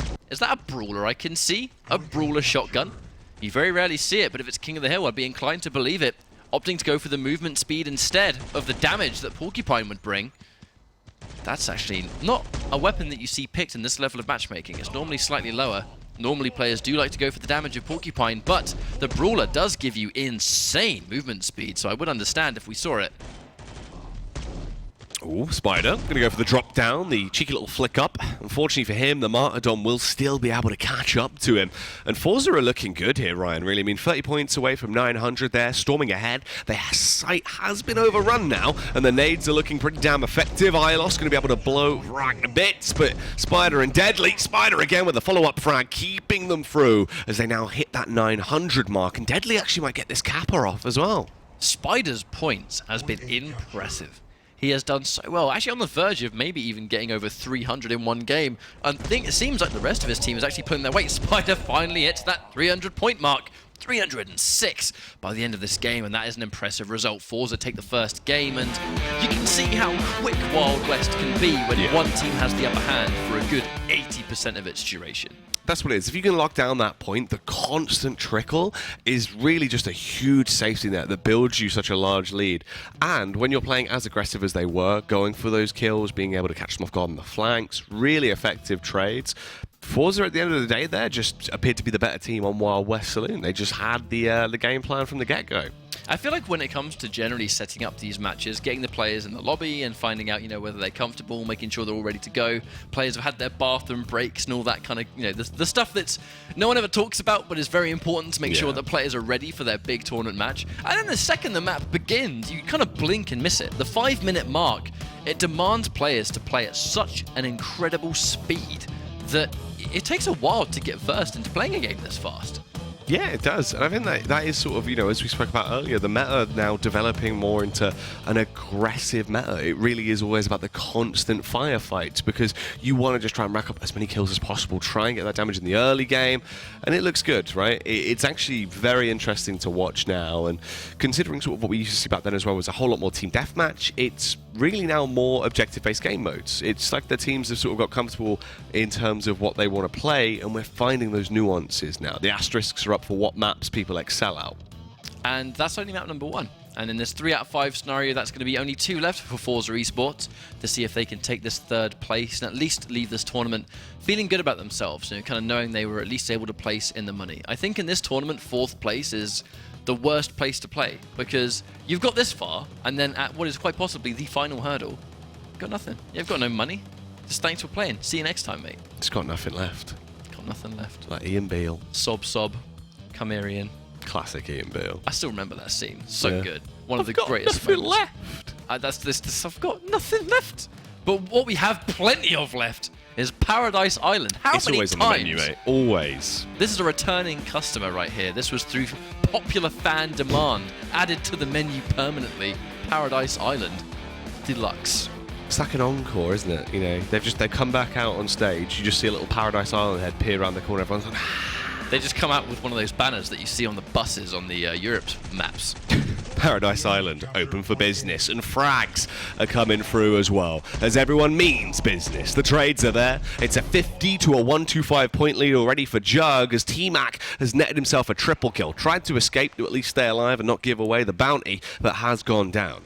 Now, I'm going to be honest, Jackie, we do esports on a regular basis, right? We travel all the time. You know, I mean, my word, we're in France for this tournament today. We are indeed. I know a thing or two about luggage. Right. Look at the luggage on the left-hand side of this map. Now, I'm not an expert, but I don't think luggage will be able to block bullets and provide sufficient cover. And if it's a Paradise Island, Why do you need that? Yeah, what there we staff go. member of a Paradise Island would leave luggage out in the open like that? Well, Negligence right here. it's not good, is it, to be honest with you? You at least would have got it into the cabana, put it to one side. At this point, if there was anything edible inside that luggage, mate, melted. I've got ice cream in there. Well, Oh. not anymore. Not anymore. You got a slush puppy in there now. Oh, melted on the floor. Gross. Either way, actually, there is one big thing to notice. Actually, we'll check which player. I believe it is actually Igor Creed. He's accessing the Brawler. He has got the Brawler in his inventory. That's a shotgun, and it gives you massive movement increase. So on King of the Hill, yeah, there it is. Yeah, that weapon there. I do believe that is the Brawler. And just look at how fast he's running around. I don't know what his equipment is, but you can actually take the pants that give you increased movement speed as well. Combine that with the Brawler, and you fly across the screen. Rapid. Creed the Hedgehog. Oh, look at him go. He does actually Look have how fast the he's speed there. That's Oh, rapid. Fast boy. He is. He's one fine boy. Okay, gets 1 kill. T-Mac's going to go down. Gianni drops 2. But the thing is, Knights of Honor, this entire time we've been going on about this stuff, actually over half the map has already been finished. Really effective stuff from Jug, and that is actually where they excel, is when you get them into a position to just take team fights. In a team fight, I gotta favor Jug pretty much every time, and a good majority of the matchups they go in, they have good communication in those initial team fights. It just seems like it slows down or it hits a bit of a brick wall at times, but they definitely have damage dealers. I mean, Gianni, Ilos, T-Mac, Conor McGregor, they can always be so strong, but unfortunately they won't be able to do too much when they are 6 feet under. They just got destroyed in that hallway. The two of them got hit by a grenade. They lost all their armor. They pulled away for a split second and decided to stay. Deciding to stay, just sign their own death warrant, allowing a triple kill and a huge chunk of points. Jug Knights of Honor, I feel like this has to be their game. They're looking really strong. They've maintained a constant lead. I feel like they need to especially screw up if Forza are going to win this map. Yeah, no, this is surely going to be a 1-1 at this point, right? I can't imagine they would be able to somehow mess this up, because I mean, you'd actively have to try and throw this one away. 9-2-1 to 5-5-3. It's a ridiculous lead. In terms of who actually is helping them out the most as well, it's T-Mac with 2-2-1 in terms of his points there. What has he actually been up to for them? The nade kill on Deadly. Just the aggression. He's got the porcupine, switches out, does go down as he's been cut to pieces, and VRAG starting to get the momentum, but it doesn't matter. It's a slow trickle, Ryan. They're always going to get it. They were just way too far ahead. When you look at the difference in score, there does tend to be a point of no return in King of the Hill. I think it tends to be like, if you've only just got around half the score and the other team has 900 and they hold the point, you're essentially on borrowed time at that point, because the natural, every time a second goes down, you get an increase in points. That's going to naturally kind of add up to the kills that you get at the same time. It's not a good look. And, you know, when you kind of have that deficit compared to the fact that they're so close to winning, you pretty much can't win. You know, there really is almost, I would go as far as say there is nothing you can do. And that's going to be your reward for such an early, dominant start to the map. It's going to be 1-1. And now it's going to be a map 3. A close series so far, and definitely something that we were expecting, Jackie. Yeah, it's always a closer game. I mean, you know, if Jug's in there, especially when it's Jug v Forza, it's just going to be a lot of a really quite a lengthy series. Normally does tend to develop into those slobber knocker type games, and that's what we're seeing once again. Probably, for me, I think this is going to be around the region of a 3-1. I don't think this will go the full 5 maps, but I still think now, off the back of what we've seen, it is obviously going to be that 1 map pickup, and then it'll probably fall back in favour. But I do actually think potentially Jug might take it here, because we've already got rid of that first team deathmatch, right? This is now going to be a continuation of the environment that they're more comfortable in, more objective-based gameplay. I think Jug actually could take this. I think potentially. It really kind of depends on the maps that we tend to play, because we know we're yet to play on Subway, and you know, we are also yet to play on the military warehouse, which we haven't seen just yet, which is kind of weird. You know, I know we were talking about how the military warehouse is a very popular map, and it definitely is. We just haven't really seen it much today. So the Wild West was kind of like a little bit kind of hard to predict, but it definitely wasn't the closest of close maps, if memory serves me correctly. My memory is really like exceptionally terrible, by the way, today, so I do apologize in advance, but I'm pretty sure I'm still right. But military warehouse might be kind of make or break, because we're going to be going back to the full-on old school traditional TDM. There's nothing glamorous about it. It's going to be a flat surface. There's going to be, you know, respawns that no one's going to go anywhere near, because you'll never overextend on that map. And it's going to be who holds the center of the map the best, and that's going to be all there is to it. But I do believe we're yet to play on Subway too. So Subway also might be a little bit of spice in the mix. Yeah, Subway is actually one of the more interesting maps to watch as a spectator. So I think that will be good if we end up in that point of the series, which it seems like we actually should now, with the way this is going. So Subway, going to be interesting to watch. The entire map veto did sort of allude towards that favour. For Skyscrapers as well, that'll be another map that is really always the one where you kind of hope to see the series potentially end on, because of that last sort of 40 seconds on how high octane it can be. And it's a good map in terms of that sort of close quarters design towards the bottom area of the map on the lower portions by the little bushes with the hedges, mate. That's where I enjoy watching those final moments. That's for me where history goes down. It's because it's one of those moments on a map where you can look this way now, because I've just noticed the change, and there's a guy right there, but you're in your scope, right, and I'm looking you right in the eyes. I can't see anything around me. And how many times do we see in tournament that exact same thing happens? Someone is on Skyscrapers are going to be looking directly at this dude, and there's a guy just coming full screen ahead. There's no one to communicate it, because no one can see him, and it's, you are already dead. You know, teleport behind. We've all seen that one before. Yeah, snuffing personnel, kid. Tips Fedora. Yeah, my favourite. Glad we were ready for that one, mate. That's a nice little meme, that. A good friend of mine at a recent tournament, actually, in Florida, was seen in a picture giving himself the double dip. He had 2 of them on, and he double dipped with both. This hand, my goodness, grasp, with the one both hand. hats. He dipped them both, and he got a picture. He just got top 3 in a tournament. He was celebrating with a double dip. Wow. You got to do it. You got to double dip on the haters. But did he dab on stage before he threw his trophy in the air? But he beat a tournament. He beat a player in tournament who had said publicly, "I am going to dab if I get top 8." And my friend beat him to make sure he couldn't dab. The dab was denied. Denied the dab. Yeah, and his duty was done. We need more of that in esports. I would say I'm part of the anti-dab movement, but I'm not. Wow. You know, you got to talk about this sharp angle. What was our next goodness. map again? Military warehouse or Subway? Ah, Subway, there we go. Wow. It was 50-50. It was a 50-50. Off the back of that one, mate, I'm left speechless. I know, I have that effect on everybody. I'm dabbed out. That's why I'm most... But we're in. We're ready for the action. Subway. We haven't missed our train. We're in first class. We're in for a treat of a game, Ryan. I dabble in the Subway. Wait a minute. 100 points already gone? I'm pretty sure we only just started, right? What's happened here? We did. What kills have we got? T-Mac and Janny. What? They've got like 40 points each. And it's going up. It's going up, Jackie. Oh, it's Wait, building. That's not. Never mind. That was a good fight. Wow. That was a team wipe and a half right there. That's clean. That's really, really nice in the team fight. I mean, no casualties. Vrag actually goes for the flank as well. This is going to be beautiful, but he gets detected. Johnny had the angle covered. Smart there. Playing for each other's angles. No blind spots left open. I think it's so easy to accidentally like get caught in this game, because obviously the auto shoot mechanics obviously, because it's a mobile game and certain mechanics taking place because like ease of access and stuff like that. If you're sneaking up on someone and they catch you, they can almost accidentally get the most amazing 180, which normally results in a headshot if you're point blank. If you're trying to sneak up on someone, there's only one weapon you're going to be interested in. And here comes Igor going in with that brawler for another time.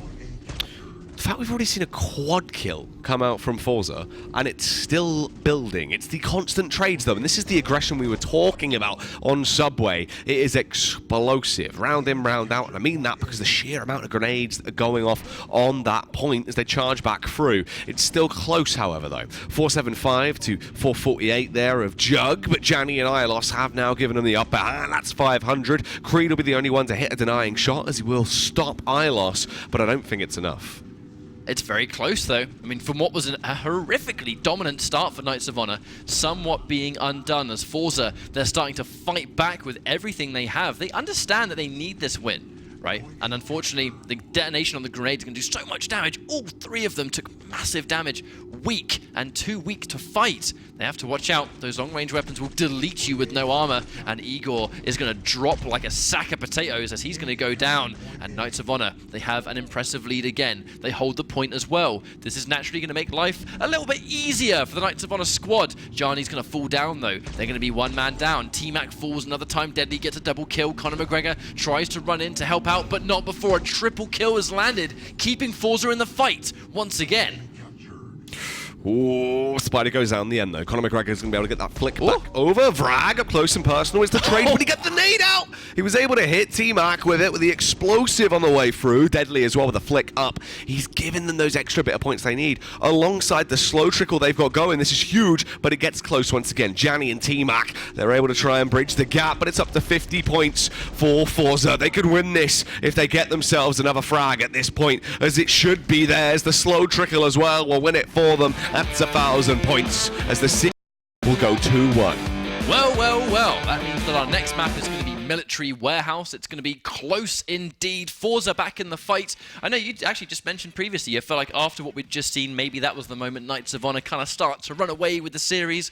But I guess not. As we go into another one of the maps, it's going to be the two same, game modes, but the maps can sort of throw a little bit of spice into the mix. I really liked how Forza could recover too, because that was a sort of disastrous start, but it kind of goes back into the discussions that we had earlier today, where if you win a group fight, yes, you've taken a bunch of points, but now the enemy team will spawn at the same time, you've lost your armor, and you've lost other resources as well. And that was pretty much kind of like a case in point scenario of you've got points, but now you've got nothing left, right? You've got nothing left to actually try and survive.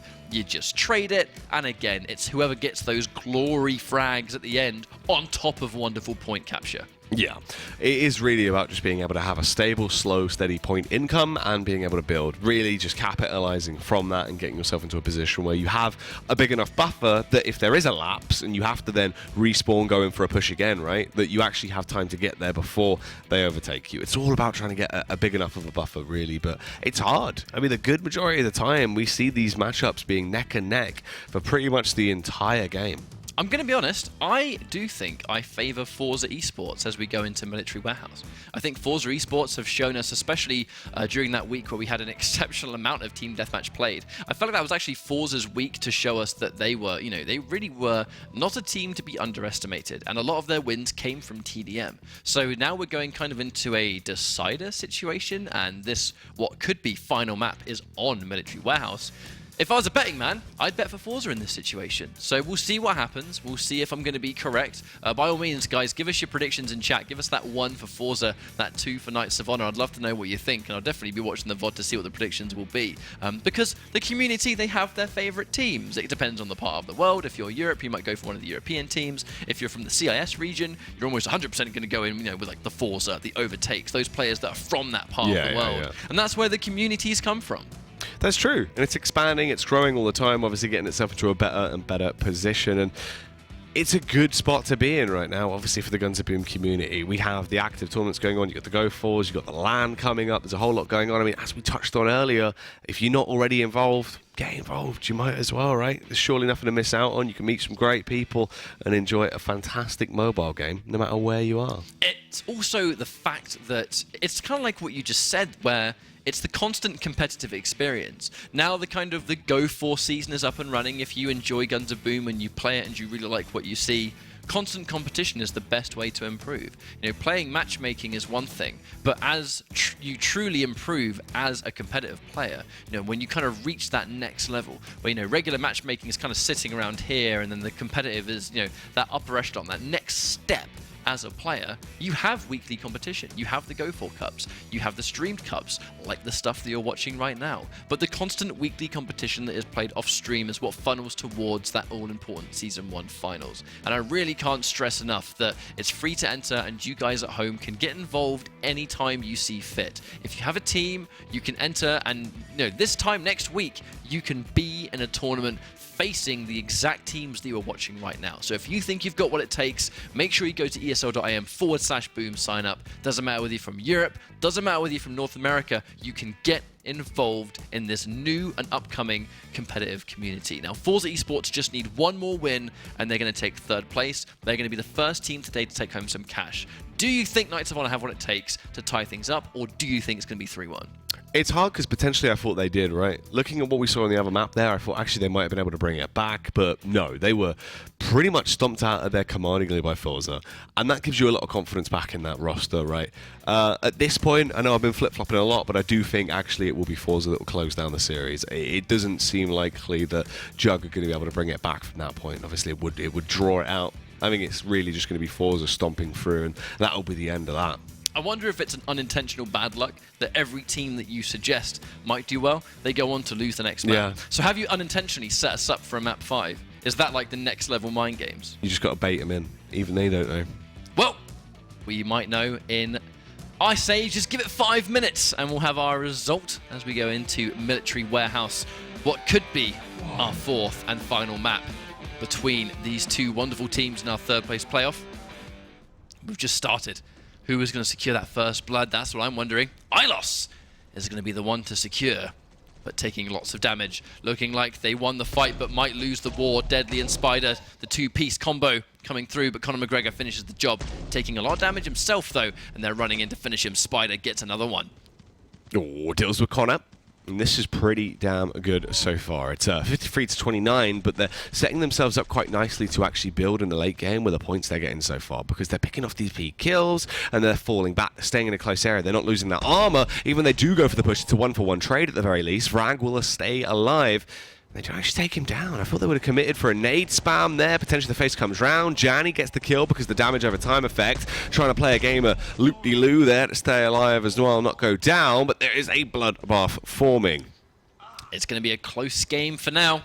The classic of the team deathmatch. We'll see if it can maintain its consistency, though, because it's been consistent before, and then one of the teams just pulls away at the last minute because of a couple of doubles or triples. Maybe even a grenade or a headshot. They all matter. At the highest level, Deadly secures a kill on Ilos. We'll see him back momentarily. T-Mac drops Deadly. The revenge is short and swift. Gianni's the latest player to score something who gets a double kill. And that's going to be the instant bonus of points. That double kill was going to mean a lot more than 2 standalone kills by themselves.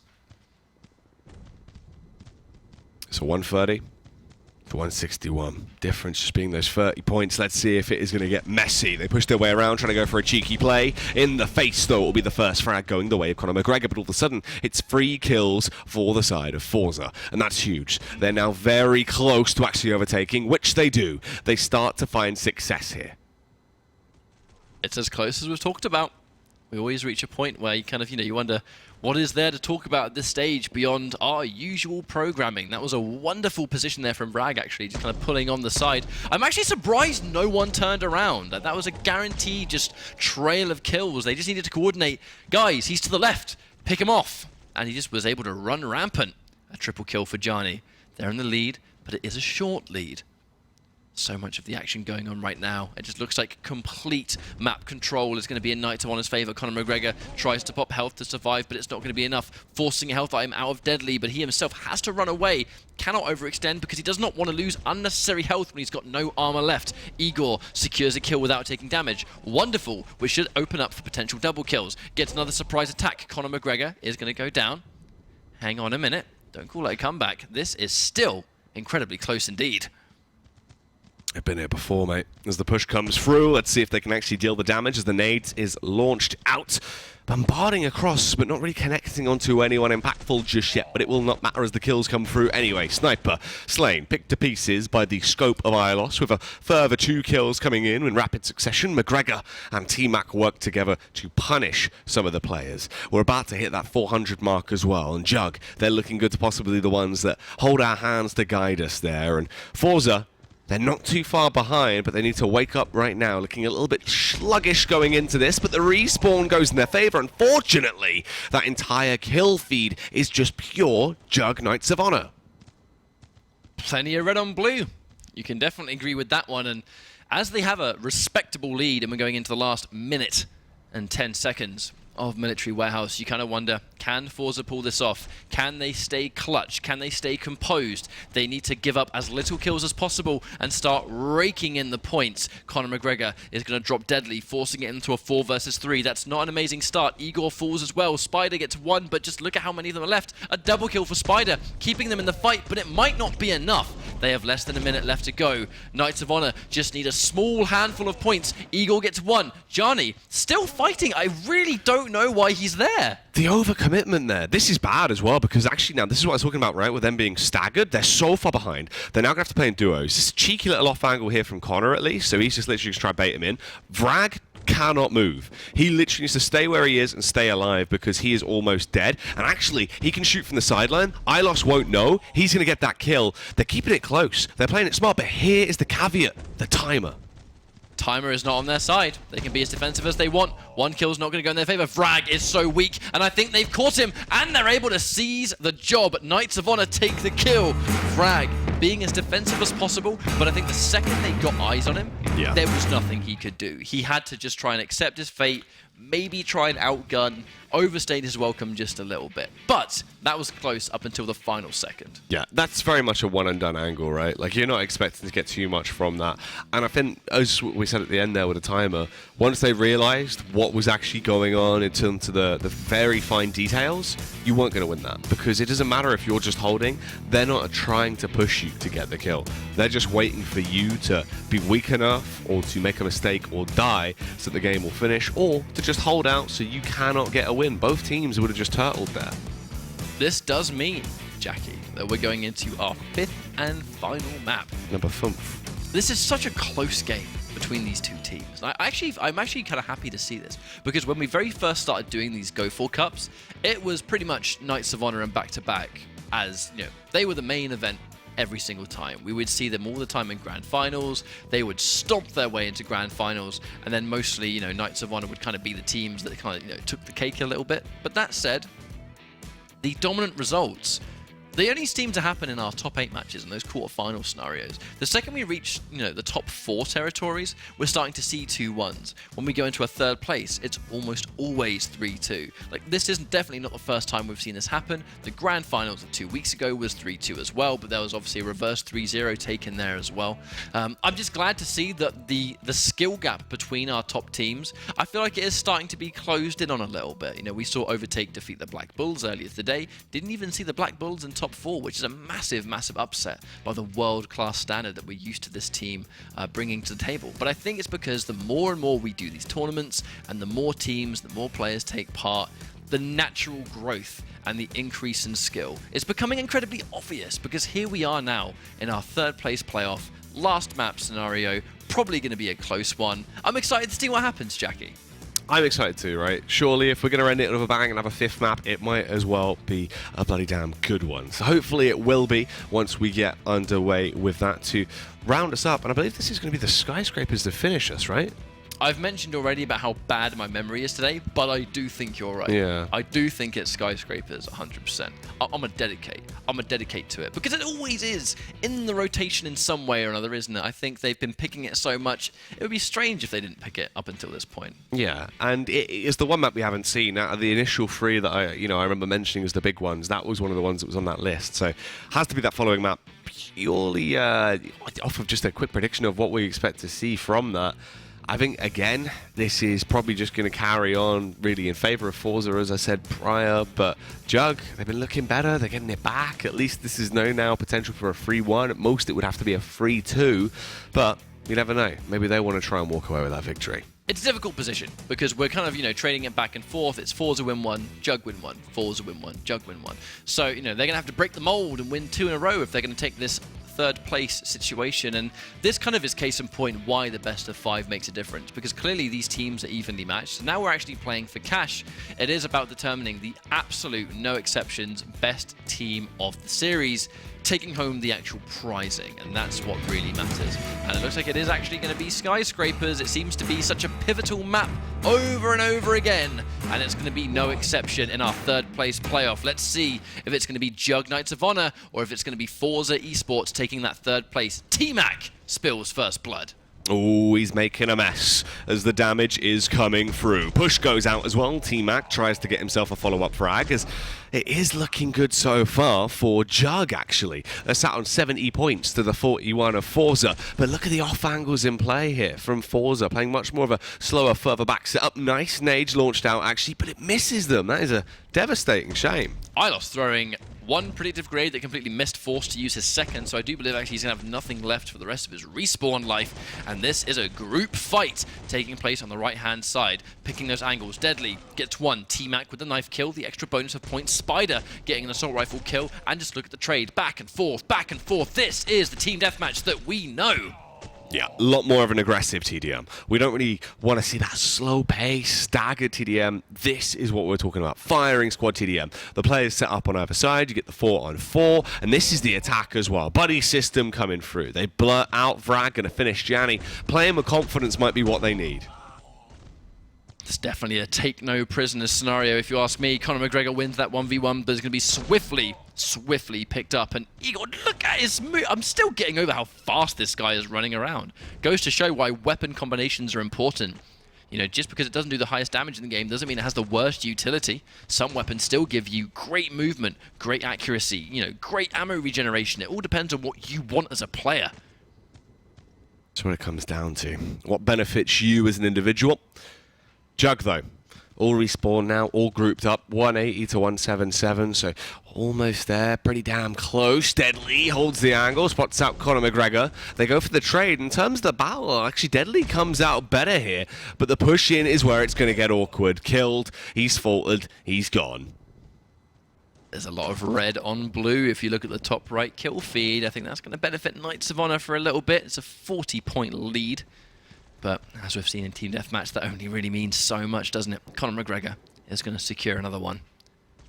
Looks like he took a little bit of his shield damage, though, and instantly demolished by that brawler. T-Mac catches them off guard. Can't survive long enough. Only going to really get, God, not even one in that example, to be honest. Knights of Honor picking their angles. Spider picks him off from range. Ilos with the surprise. Ooh. Gets Conor McGregor, but that is just an execution if I've ever seen one.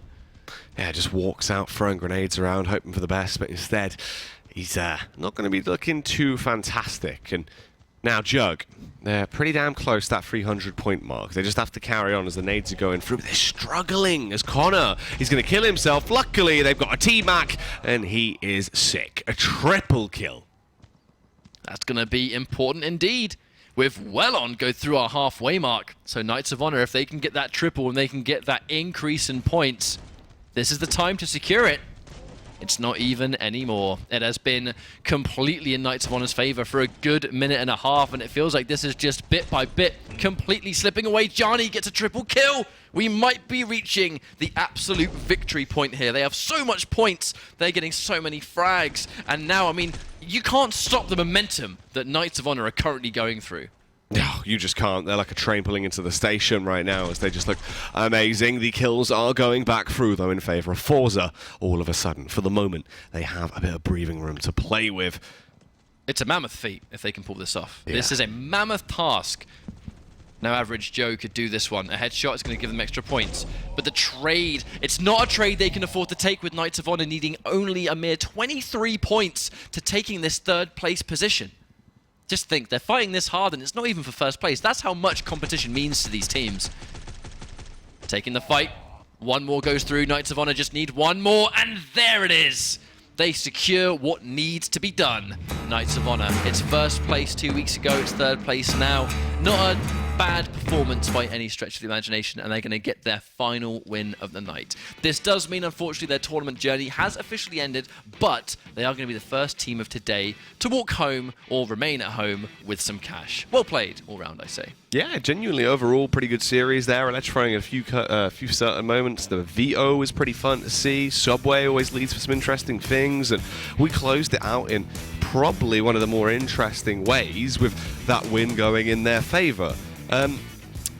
What was your takeaway really from that series? Because for me, it just seems like both of these two squads right now are so evenly matched when it comes to the head-to-head. They're really quite close, and I think this just further backs up that everyone is getting better globally in the scene, I think. That's what I would say. And, you know, for me, it's no coincidence that the longer we've been doing these cups, the longer these exact teams, they've been returning customers every single week. This is their main thing. This is their hobby. Some players, they want this to be their profession because there is some serious cash on the line. So they're playing every single week. They're competing every single week. And who guessed it? These players are getting better, and that skill gap is starting to become a little bit more even. It's wonderful to see, to be honest, because, you know, we all know that Guns of Boom is a slightly newer title in the world of esports, and, you know, the players are new to competitive, and the more they're playing, they are becoming better than I think they ever thought they could in this world of competitive. We have one final series left to go, and it's going to be our grand finals. See you guys after a very short break. Don't go anywhere because you do not want to miss this.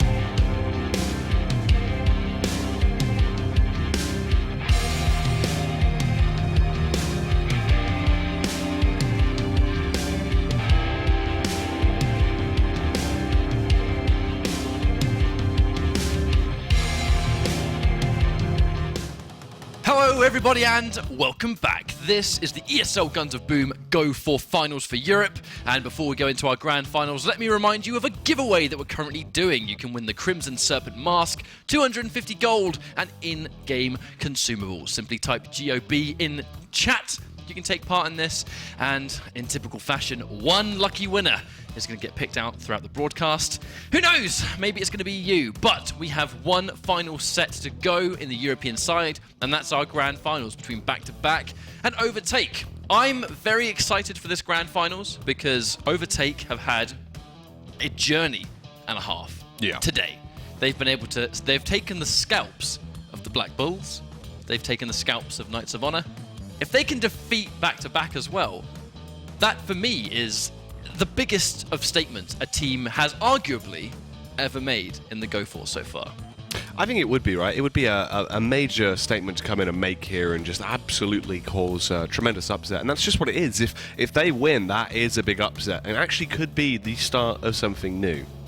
Now we have the vetoes on the screen. We can see what the final selection is going to be. In typical fashion, because this is our grand finals, it's going to be a 3 out of 5. So the banned maps, Overtake removed Paradise Island and Subway Station. Back-to-Back removed Europe Street and Military Warehouse. So on a complete opposite effect of what we saw in our third place, which was exclusively Team Deathmatch and King of the Hills, every single control point map is going to be played in the grand finals. We can see Wild West Saloon and Europe Square by Overtake, Atrium and Farming Complex Back-to-Back choosing exclusively control point maps. That's actually pretty interesting that it's gone down like this, because I'd say normally control points are one of the ones we see the least, right? Especially in those early stages with the best of 3s to a best of 5, it can be a little bit more common. But to have all 3 of them played, I don't know if we've actually seen that before. If we haven't seen it, we haven't seen it in a long time. Yeah. And it's one of those kind of mixed bag. Maybe a team just decides that they prefer a map on the day. Maybe because we haven't seen lots of control points, players are going, well, no, let's try and mix up a little bit. We feel confident. We feel like we can do it. Maybe they're going to try and throw in this little bit of not unfamiliarity, but definitely unpredictability. That's the main thing. So it's going to be Farming Complex, Wild West, Atrium, Europe Square, and I don't know if you'd believe it, Shock Horror finishing things off on Skyscrapers if it comes to that. I don't know what it is about this map, but this is always our final frontier. Would it be the GO4 without Skyscrapers there, though, mate? No, it wouldn't. In fact, I would miss it. If we didn't have Skyscrapers, I would miss it. So we're going to be starting things off with the Farming Complex. Interesting, because we haven't seen it all of today. Lots of teamwork required. Very, very different to the King of the Hill and the Team Deathmatch, which is normally very, very frag-heavy. Control points are the opposite effect. And I was wrong again. It looks like it's going to be Wild West instead. I think I might have been incorrect. Maybe I mentioned it too soon. I went with the right last time, and maybe we've gone with the left this time. This is Let's Mix Up the P&D Catch-Up Day. It actually is Wild West. My God, guys, I'm sorry. It catches you off guard, doesn't it? You never know. It's like it's a little game in itself. Oh, look at the firing squad. Everyone on the balcony just having an absolute fight, mate. But Shrapnel just causing damage. That's a triple kill. That's definitely one way to start a grand finals. I'm pretty sure you'd agree. Killing Machine is going to drop to Max, who picks him off. John Wick gets one, but Max actually taking a couple of heads with him. Inevitably drops to Gonza. Ooh. So off the elevated angle, that is going to be Killing Machine that gets the shot off. Takes down Hot Pepper as the trades are coming back through. Back-to-Back versus Overtake. Now, this is going to be a huge series, and Overtake are steamrolling ahead. They have really started to light a fire here. The beacons are definitely lit, and Gondor has called for their aid. And Rohan will answer. Killing Machine's going to take out Hot Pepper. Needs to really try and get back on the horse, I think. It wouldn't be Rohan without it. Gets another kill. Q is going to fall. Max completely distracted. Hot Pepper is definitely not going to be as distracted in that instance. Who's going to effortlessly win that 1 versus 1. Hot Pepper gets a triple kill before inevitably actually committing suicide, so isn't going to get a full burst of points from that one. But Overtake, still in fitting fashion, goes with the name. They are in the lead of Overtake and Back-to-Back more than comfortably. Very, very weak players on their side, though. They have to be very careful. Wow, sick. Just drops in record time. He got destroyed right there. Wild stuff. Look at them swarming as well. They're trying to stay alive, but it's actually a double kill that comes back round there from Killing Machine. Good reactions. Unfortunately, he wasn't quick enough to get himself a third and final killing blow. But still, the trickling effect's going on there for Overtake. They're picking it up. Nice use of nades. Ooh. Shrapnel as well, coming through. Destroyed This right is there. wild. This is the Wild West, my friend. We're in the right map for it. Overtake have a significant lead so far. Just to remind the folks at home, King of the Hill, it's first to 1,000 points. This map is nearly over. And just look at the dominant. Hot Pepper secures another triple kill. His second one of this map. He is looking incredible today. Ooh, and they caught him off guard there as well. The double man setup, they're just finding these easy kills. And the only real name that I'm seeing on that side for back-to-back is Killing Machine. He's nearly got 200 points on his own, but someone that has 220 is Shrapnel. And the rest of his team is doing a major amount of work as well. They are all putting an absolute shift in for this first map. They're just piling meat onto the point, and it's going to be back on the menu. They've done so much work as a group, piling it in high. And I think the proof is in the pudding right here. Shrapnel, can he win this fight? Nah, of course not. Gets caught off guard. Killing Machine finishes the job. Gets a surprise attack.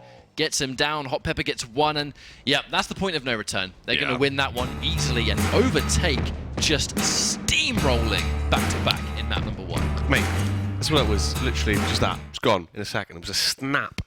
So fast. And that's scary. If you take that for what it is as well, going up against Overtake in an environment like that, right? But they're going to be able to get the win, but that fast, you're not going to want to be allowing them to carry on, and they will be frustrated. I mean, Killing Machine actually individually looked amazing. He was doing well, but the fact is, if you don't have everyone firing off and it's just him and John Wick on occasion, you're still going to be struggling. Overtake, really just Shrapnel, the one-man army, I think it's fair to say.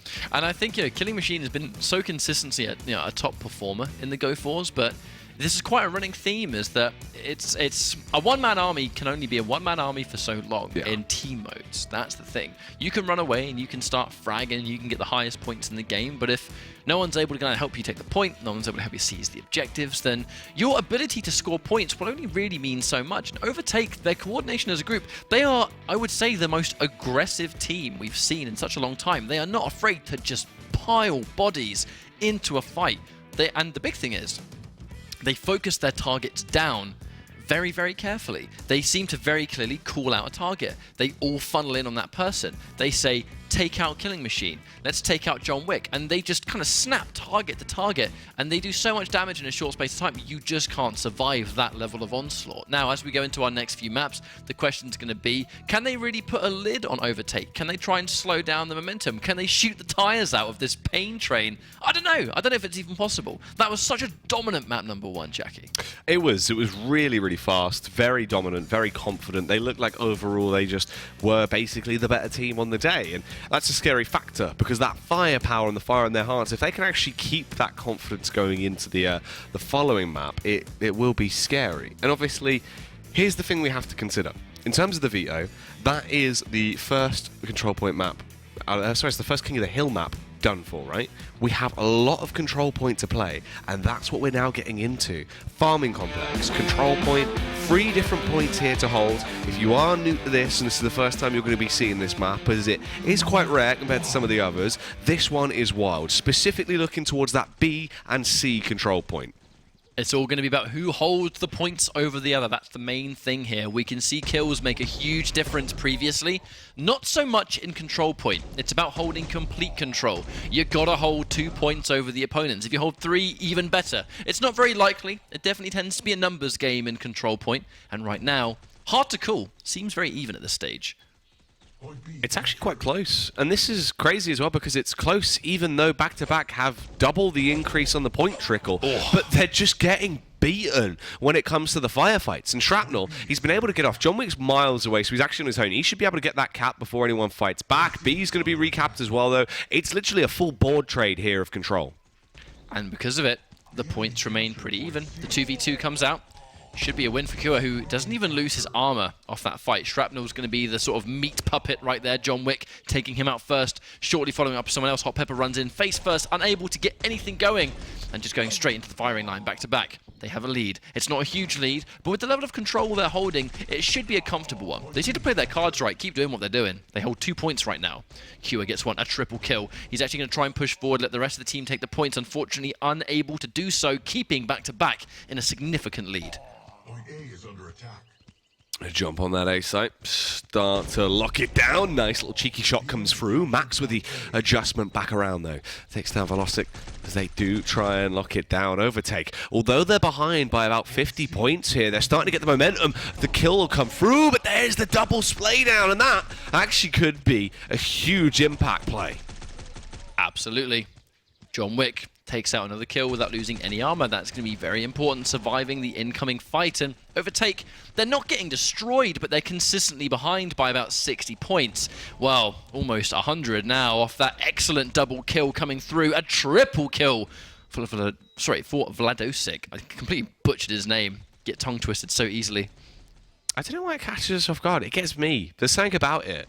It's only his name as well. Everyone else is fine. Vladosic's just like, ooh, hey. I'm just getting mixed up.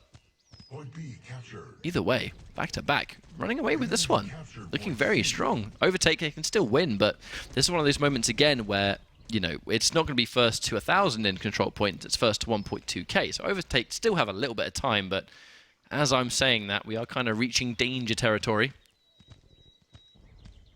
Let's hit 1,000, and there we go. 1,000 on the clock, back to back. This should be their game to win now. They've reached that point.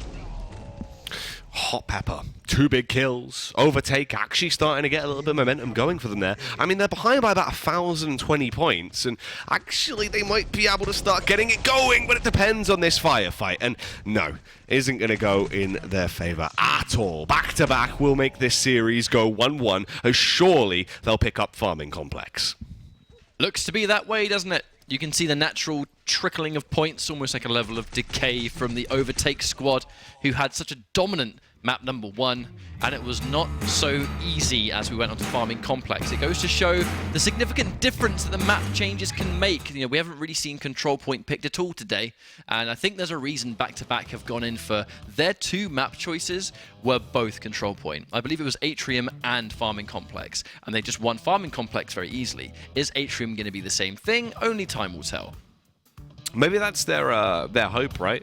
Is that they win all those control point maps. And that's all I was speaking about, is the fact that it's like, take it for what it is with a grain of salt with Overtake there on the initial matchup, because it just comes down to the game modes. The fact there was 3 control points in this, and that was the only King of the Hill we were going to see, you can't gauge your opinion purely off the back of Wild West. And now we've seen 2 maps, it seems like it is a bit more of a closer affair. Obviously, they were only behind by about 100 points the entire time, and a few firefights changing here and there, that still could have been their game. So as it goes on, I think the control point maps will actually provide for something quite interesting.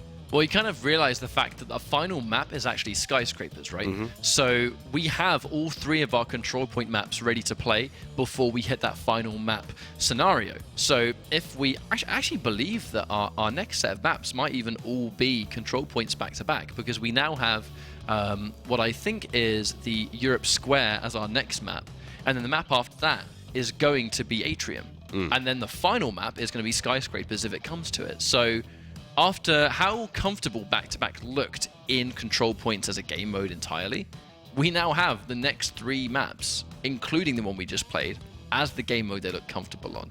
This is going to send a message, and I think my prediction for how the rest of the series might go, I think it rides on this next map. If Europe Square does not go in the favor of Overtake at all, and back-to-back remain just as strong, I would go as far to say Atrium's going to go the same way, because I think it's just a level of comfort in this game mode. I think that is a lot of what it really does sort of boil down to, is individually how you sort of approach yourself, and are you going to want to go for those bold firefights? Do you have the confidence to do it? Yeah, we saw quite a few of the players did, and actually in terms of the control point matchups as well, it leads into something quite interesting normally a lot of the time. So excited to see how this goes, but as a final so far, already 2 pretty interesting maps to open it. I would definitely agree with you there. I think, with how dominant the Wild West went, it would almost be easy to say like, wow, do we have some new champions already? I know they always don't say don't pop off too early, right? Don't pass judgment until the whole series is done. But sometimes a map goes so dominantly, it can be hard to not pick a favorite so quickly. And with Overtake, kind of really still coming in as like an underdog team, I would say, with how we haven't seen them too much previously in streamed competition. And here they are in grand finals, taking out the likes of the Black Bulls, taking out the Knights of Honor. These teams, these household staple names of Europe. And, here comes Overtake making these teams look amateur, making them look like they don't know how to play this game. Like, how do you do that this late in the competition? It's insane. Yeah, it is absolutely wild that, they can just show up and they're still such an unknown quantity and still a bit of an enigma in terms of how they work or who the players truly are and where they specialize. But they can upset, and they can upset huge. They steamroll. They are a team that seems to snowball quite a lot if they get good early momentum, and that actually now seems to be headed up entirely by Shrapnel. I think, for me, he is actually the one to watch. Out of the two players in the series that are the star fraggers, it has to be Shrapnel and Killing Machine.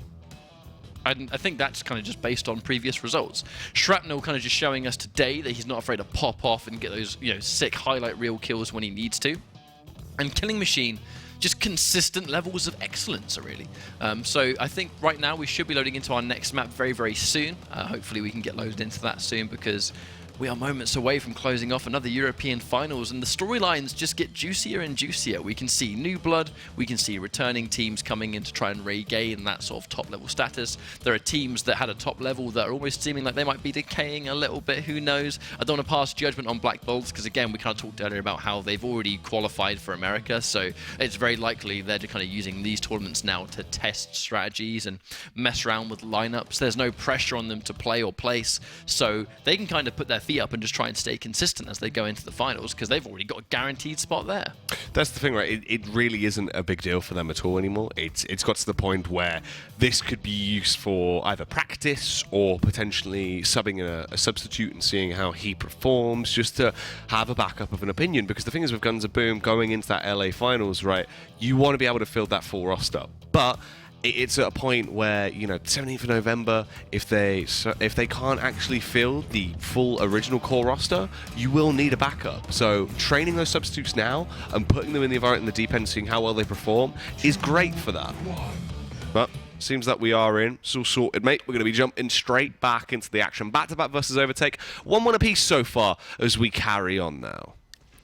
Doing a 1v1.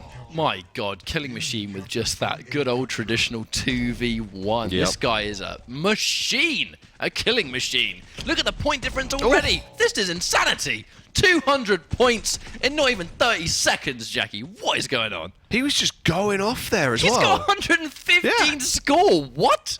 He nearly just went mad. He was just going on a crazy one there, just slaying everyone. Looking to try and get some more going for himself as well. Spots out QUA, but instead plays for the timing. Is he going to be able to pull this one off? Have they actually spotted him? He got the kill on Shrapnel, still stays alive. This is the Killing Machine slow until he's been finally put down.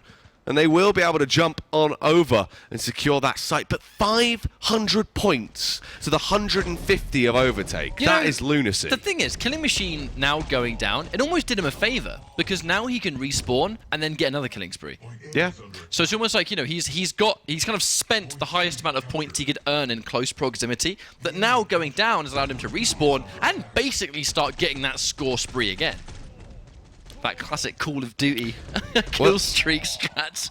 That's the thing, mate. If you strike him down, he shall come back even powerfuler. Stronger than you can possibly imagine. Exactly. Ooh, Plague Doctor has been absolutely Vlado-sicked on. Goes up, going to be able to get that kill over on Hot Pepper. Killing Machine, another double. When is he not just double dipping down on anyone, as he is just ripping his way through them? This is just destruction. This is destruction in its purest Guns of Boom form. I mean, there's nothing to say. Overtake are just getting straight destroyed in this map. Yeah. Guns are Killing Machine right now. He is the mad one. Killing Machine had an amazing start, killed everyone. Another killing spree, by the way. It's like it goes back to what he said. Him dying did himself a favor. Look at this. He's like, playing Ring Around the Rosies. Turn round, for God's sake. You just let him. Face me. Face me, coward. Witness me. Unlimited power. Wow. Well, there you have it. That is going to be Back-to-back getting themselves a second map. Pretty damn rapid there, really, mate, because this one is as good as done. Slapped up. That's what this map was. Slapped right up. Look at this display. Another kill for Killing Machine. 250 points. All on his own, on his Todd.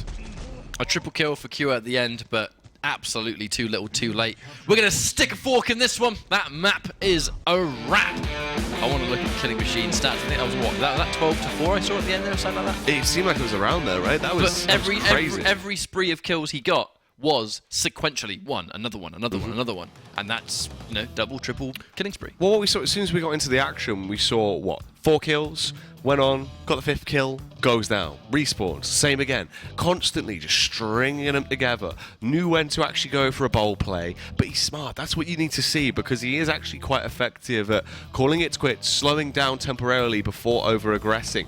It seemed like in the early days, Killing Machine would just literally headbutt everything and just keep charging, but now he's slowed down the pace a little bit. The decision-making's there, and that comboed with the aim that this kid has, ridiculous. I mean, this, even at the beginning, actually, that's what the point difference was for. He got 2 butchered kills.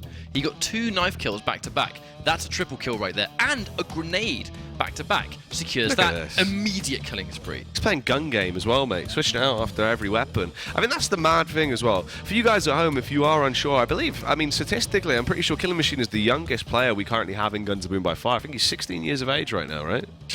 I wish I was that good at games when I was 16. I mean, I wouldn't even know how to use a mobile phone when I was 16, let alone play it with a touch screen and... Well, it would have been Snake, mate, wouldn't it? Yeah, it would have been... Oh God, what mobile games did we play as when I was 16? Bit of Snake. It literally was like Snake and like Tetris. These games didn't exist when I was 16.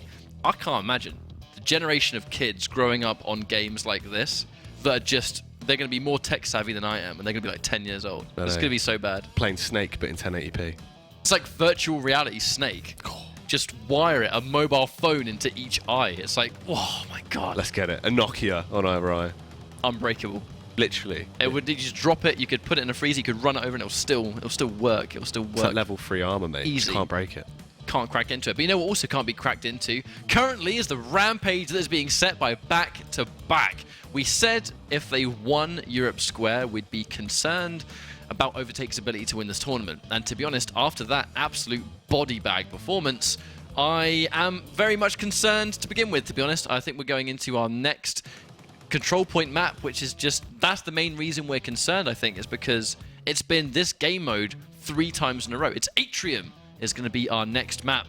And dare I say, final map, because this is a one-sided display. We can see that game modes make such an important difference. And there's a reason back-to-back in the final moments picked nothing but control point modes. Yeah, you could see it coming through, right? Like, it's actually really setting more of a clearer picture. And it's cool.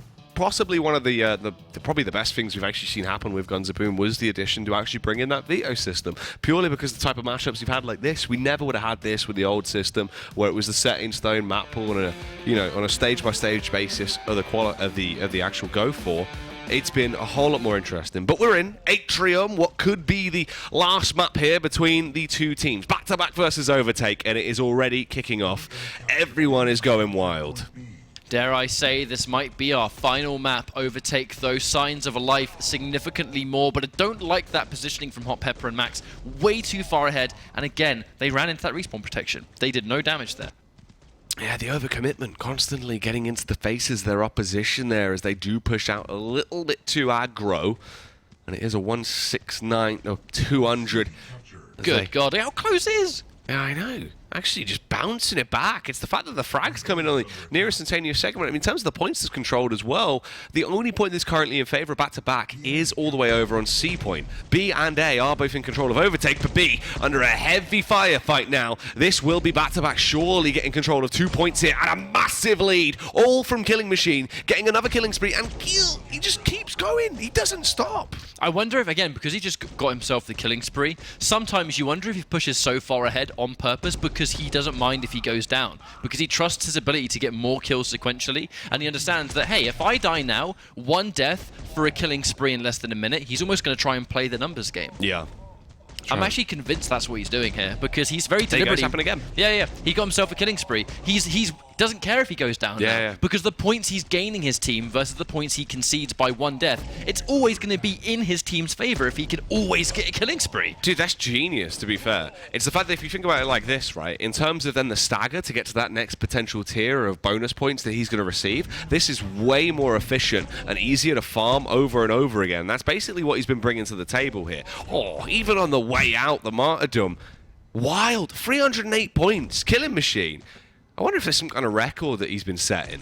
This is insane. The fact that one player, I mean, I know we've done nothing but talk about him, but to be honest, look at the points of the rest of his team. This is the killing machine show. He goes into a 3 versus 1, and he almost got 2 kills there. He just misshot one of the 2 targets, but okay, Overtake, they're starting to come back a little bit. Let's not forget, this may be tournament point for back-to-back, but Overtake, they actually have the lead in quite typical fashion. They have overtaken the lead itself, and now they're on the verge of making it a 2-2. This would be a very close grand finals. The surprise attack comes through. Overtake now looking very good, but they're barely ahead. This is crazy. It literally comes down to the next couple of kills here. Really killing machine on the timing. He doesn't have the armor. No. The flick round. Max eliminates him, but Max, he's been fragged up. It's 154 to 111 as it gets close, but the frag comes through. It's 111 to 111, both for these two sides, literally neck and neck as it just goes down to the frags. But the blue side looking good. Back to back, they might be able to grab it. This could be them taking the final. Watch out, it's ticking down. It's even.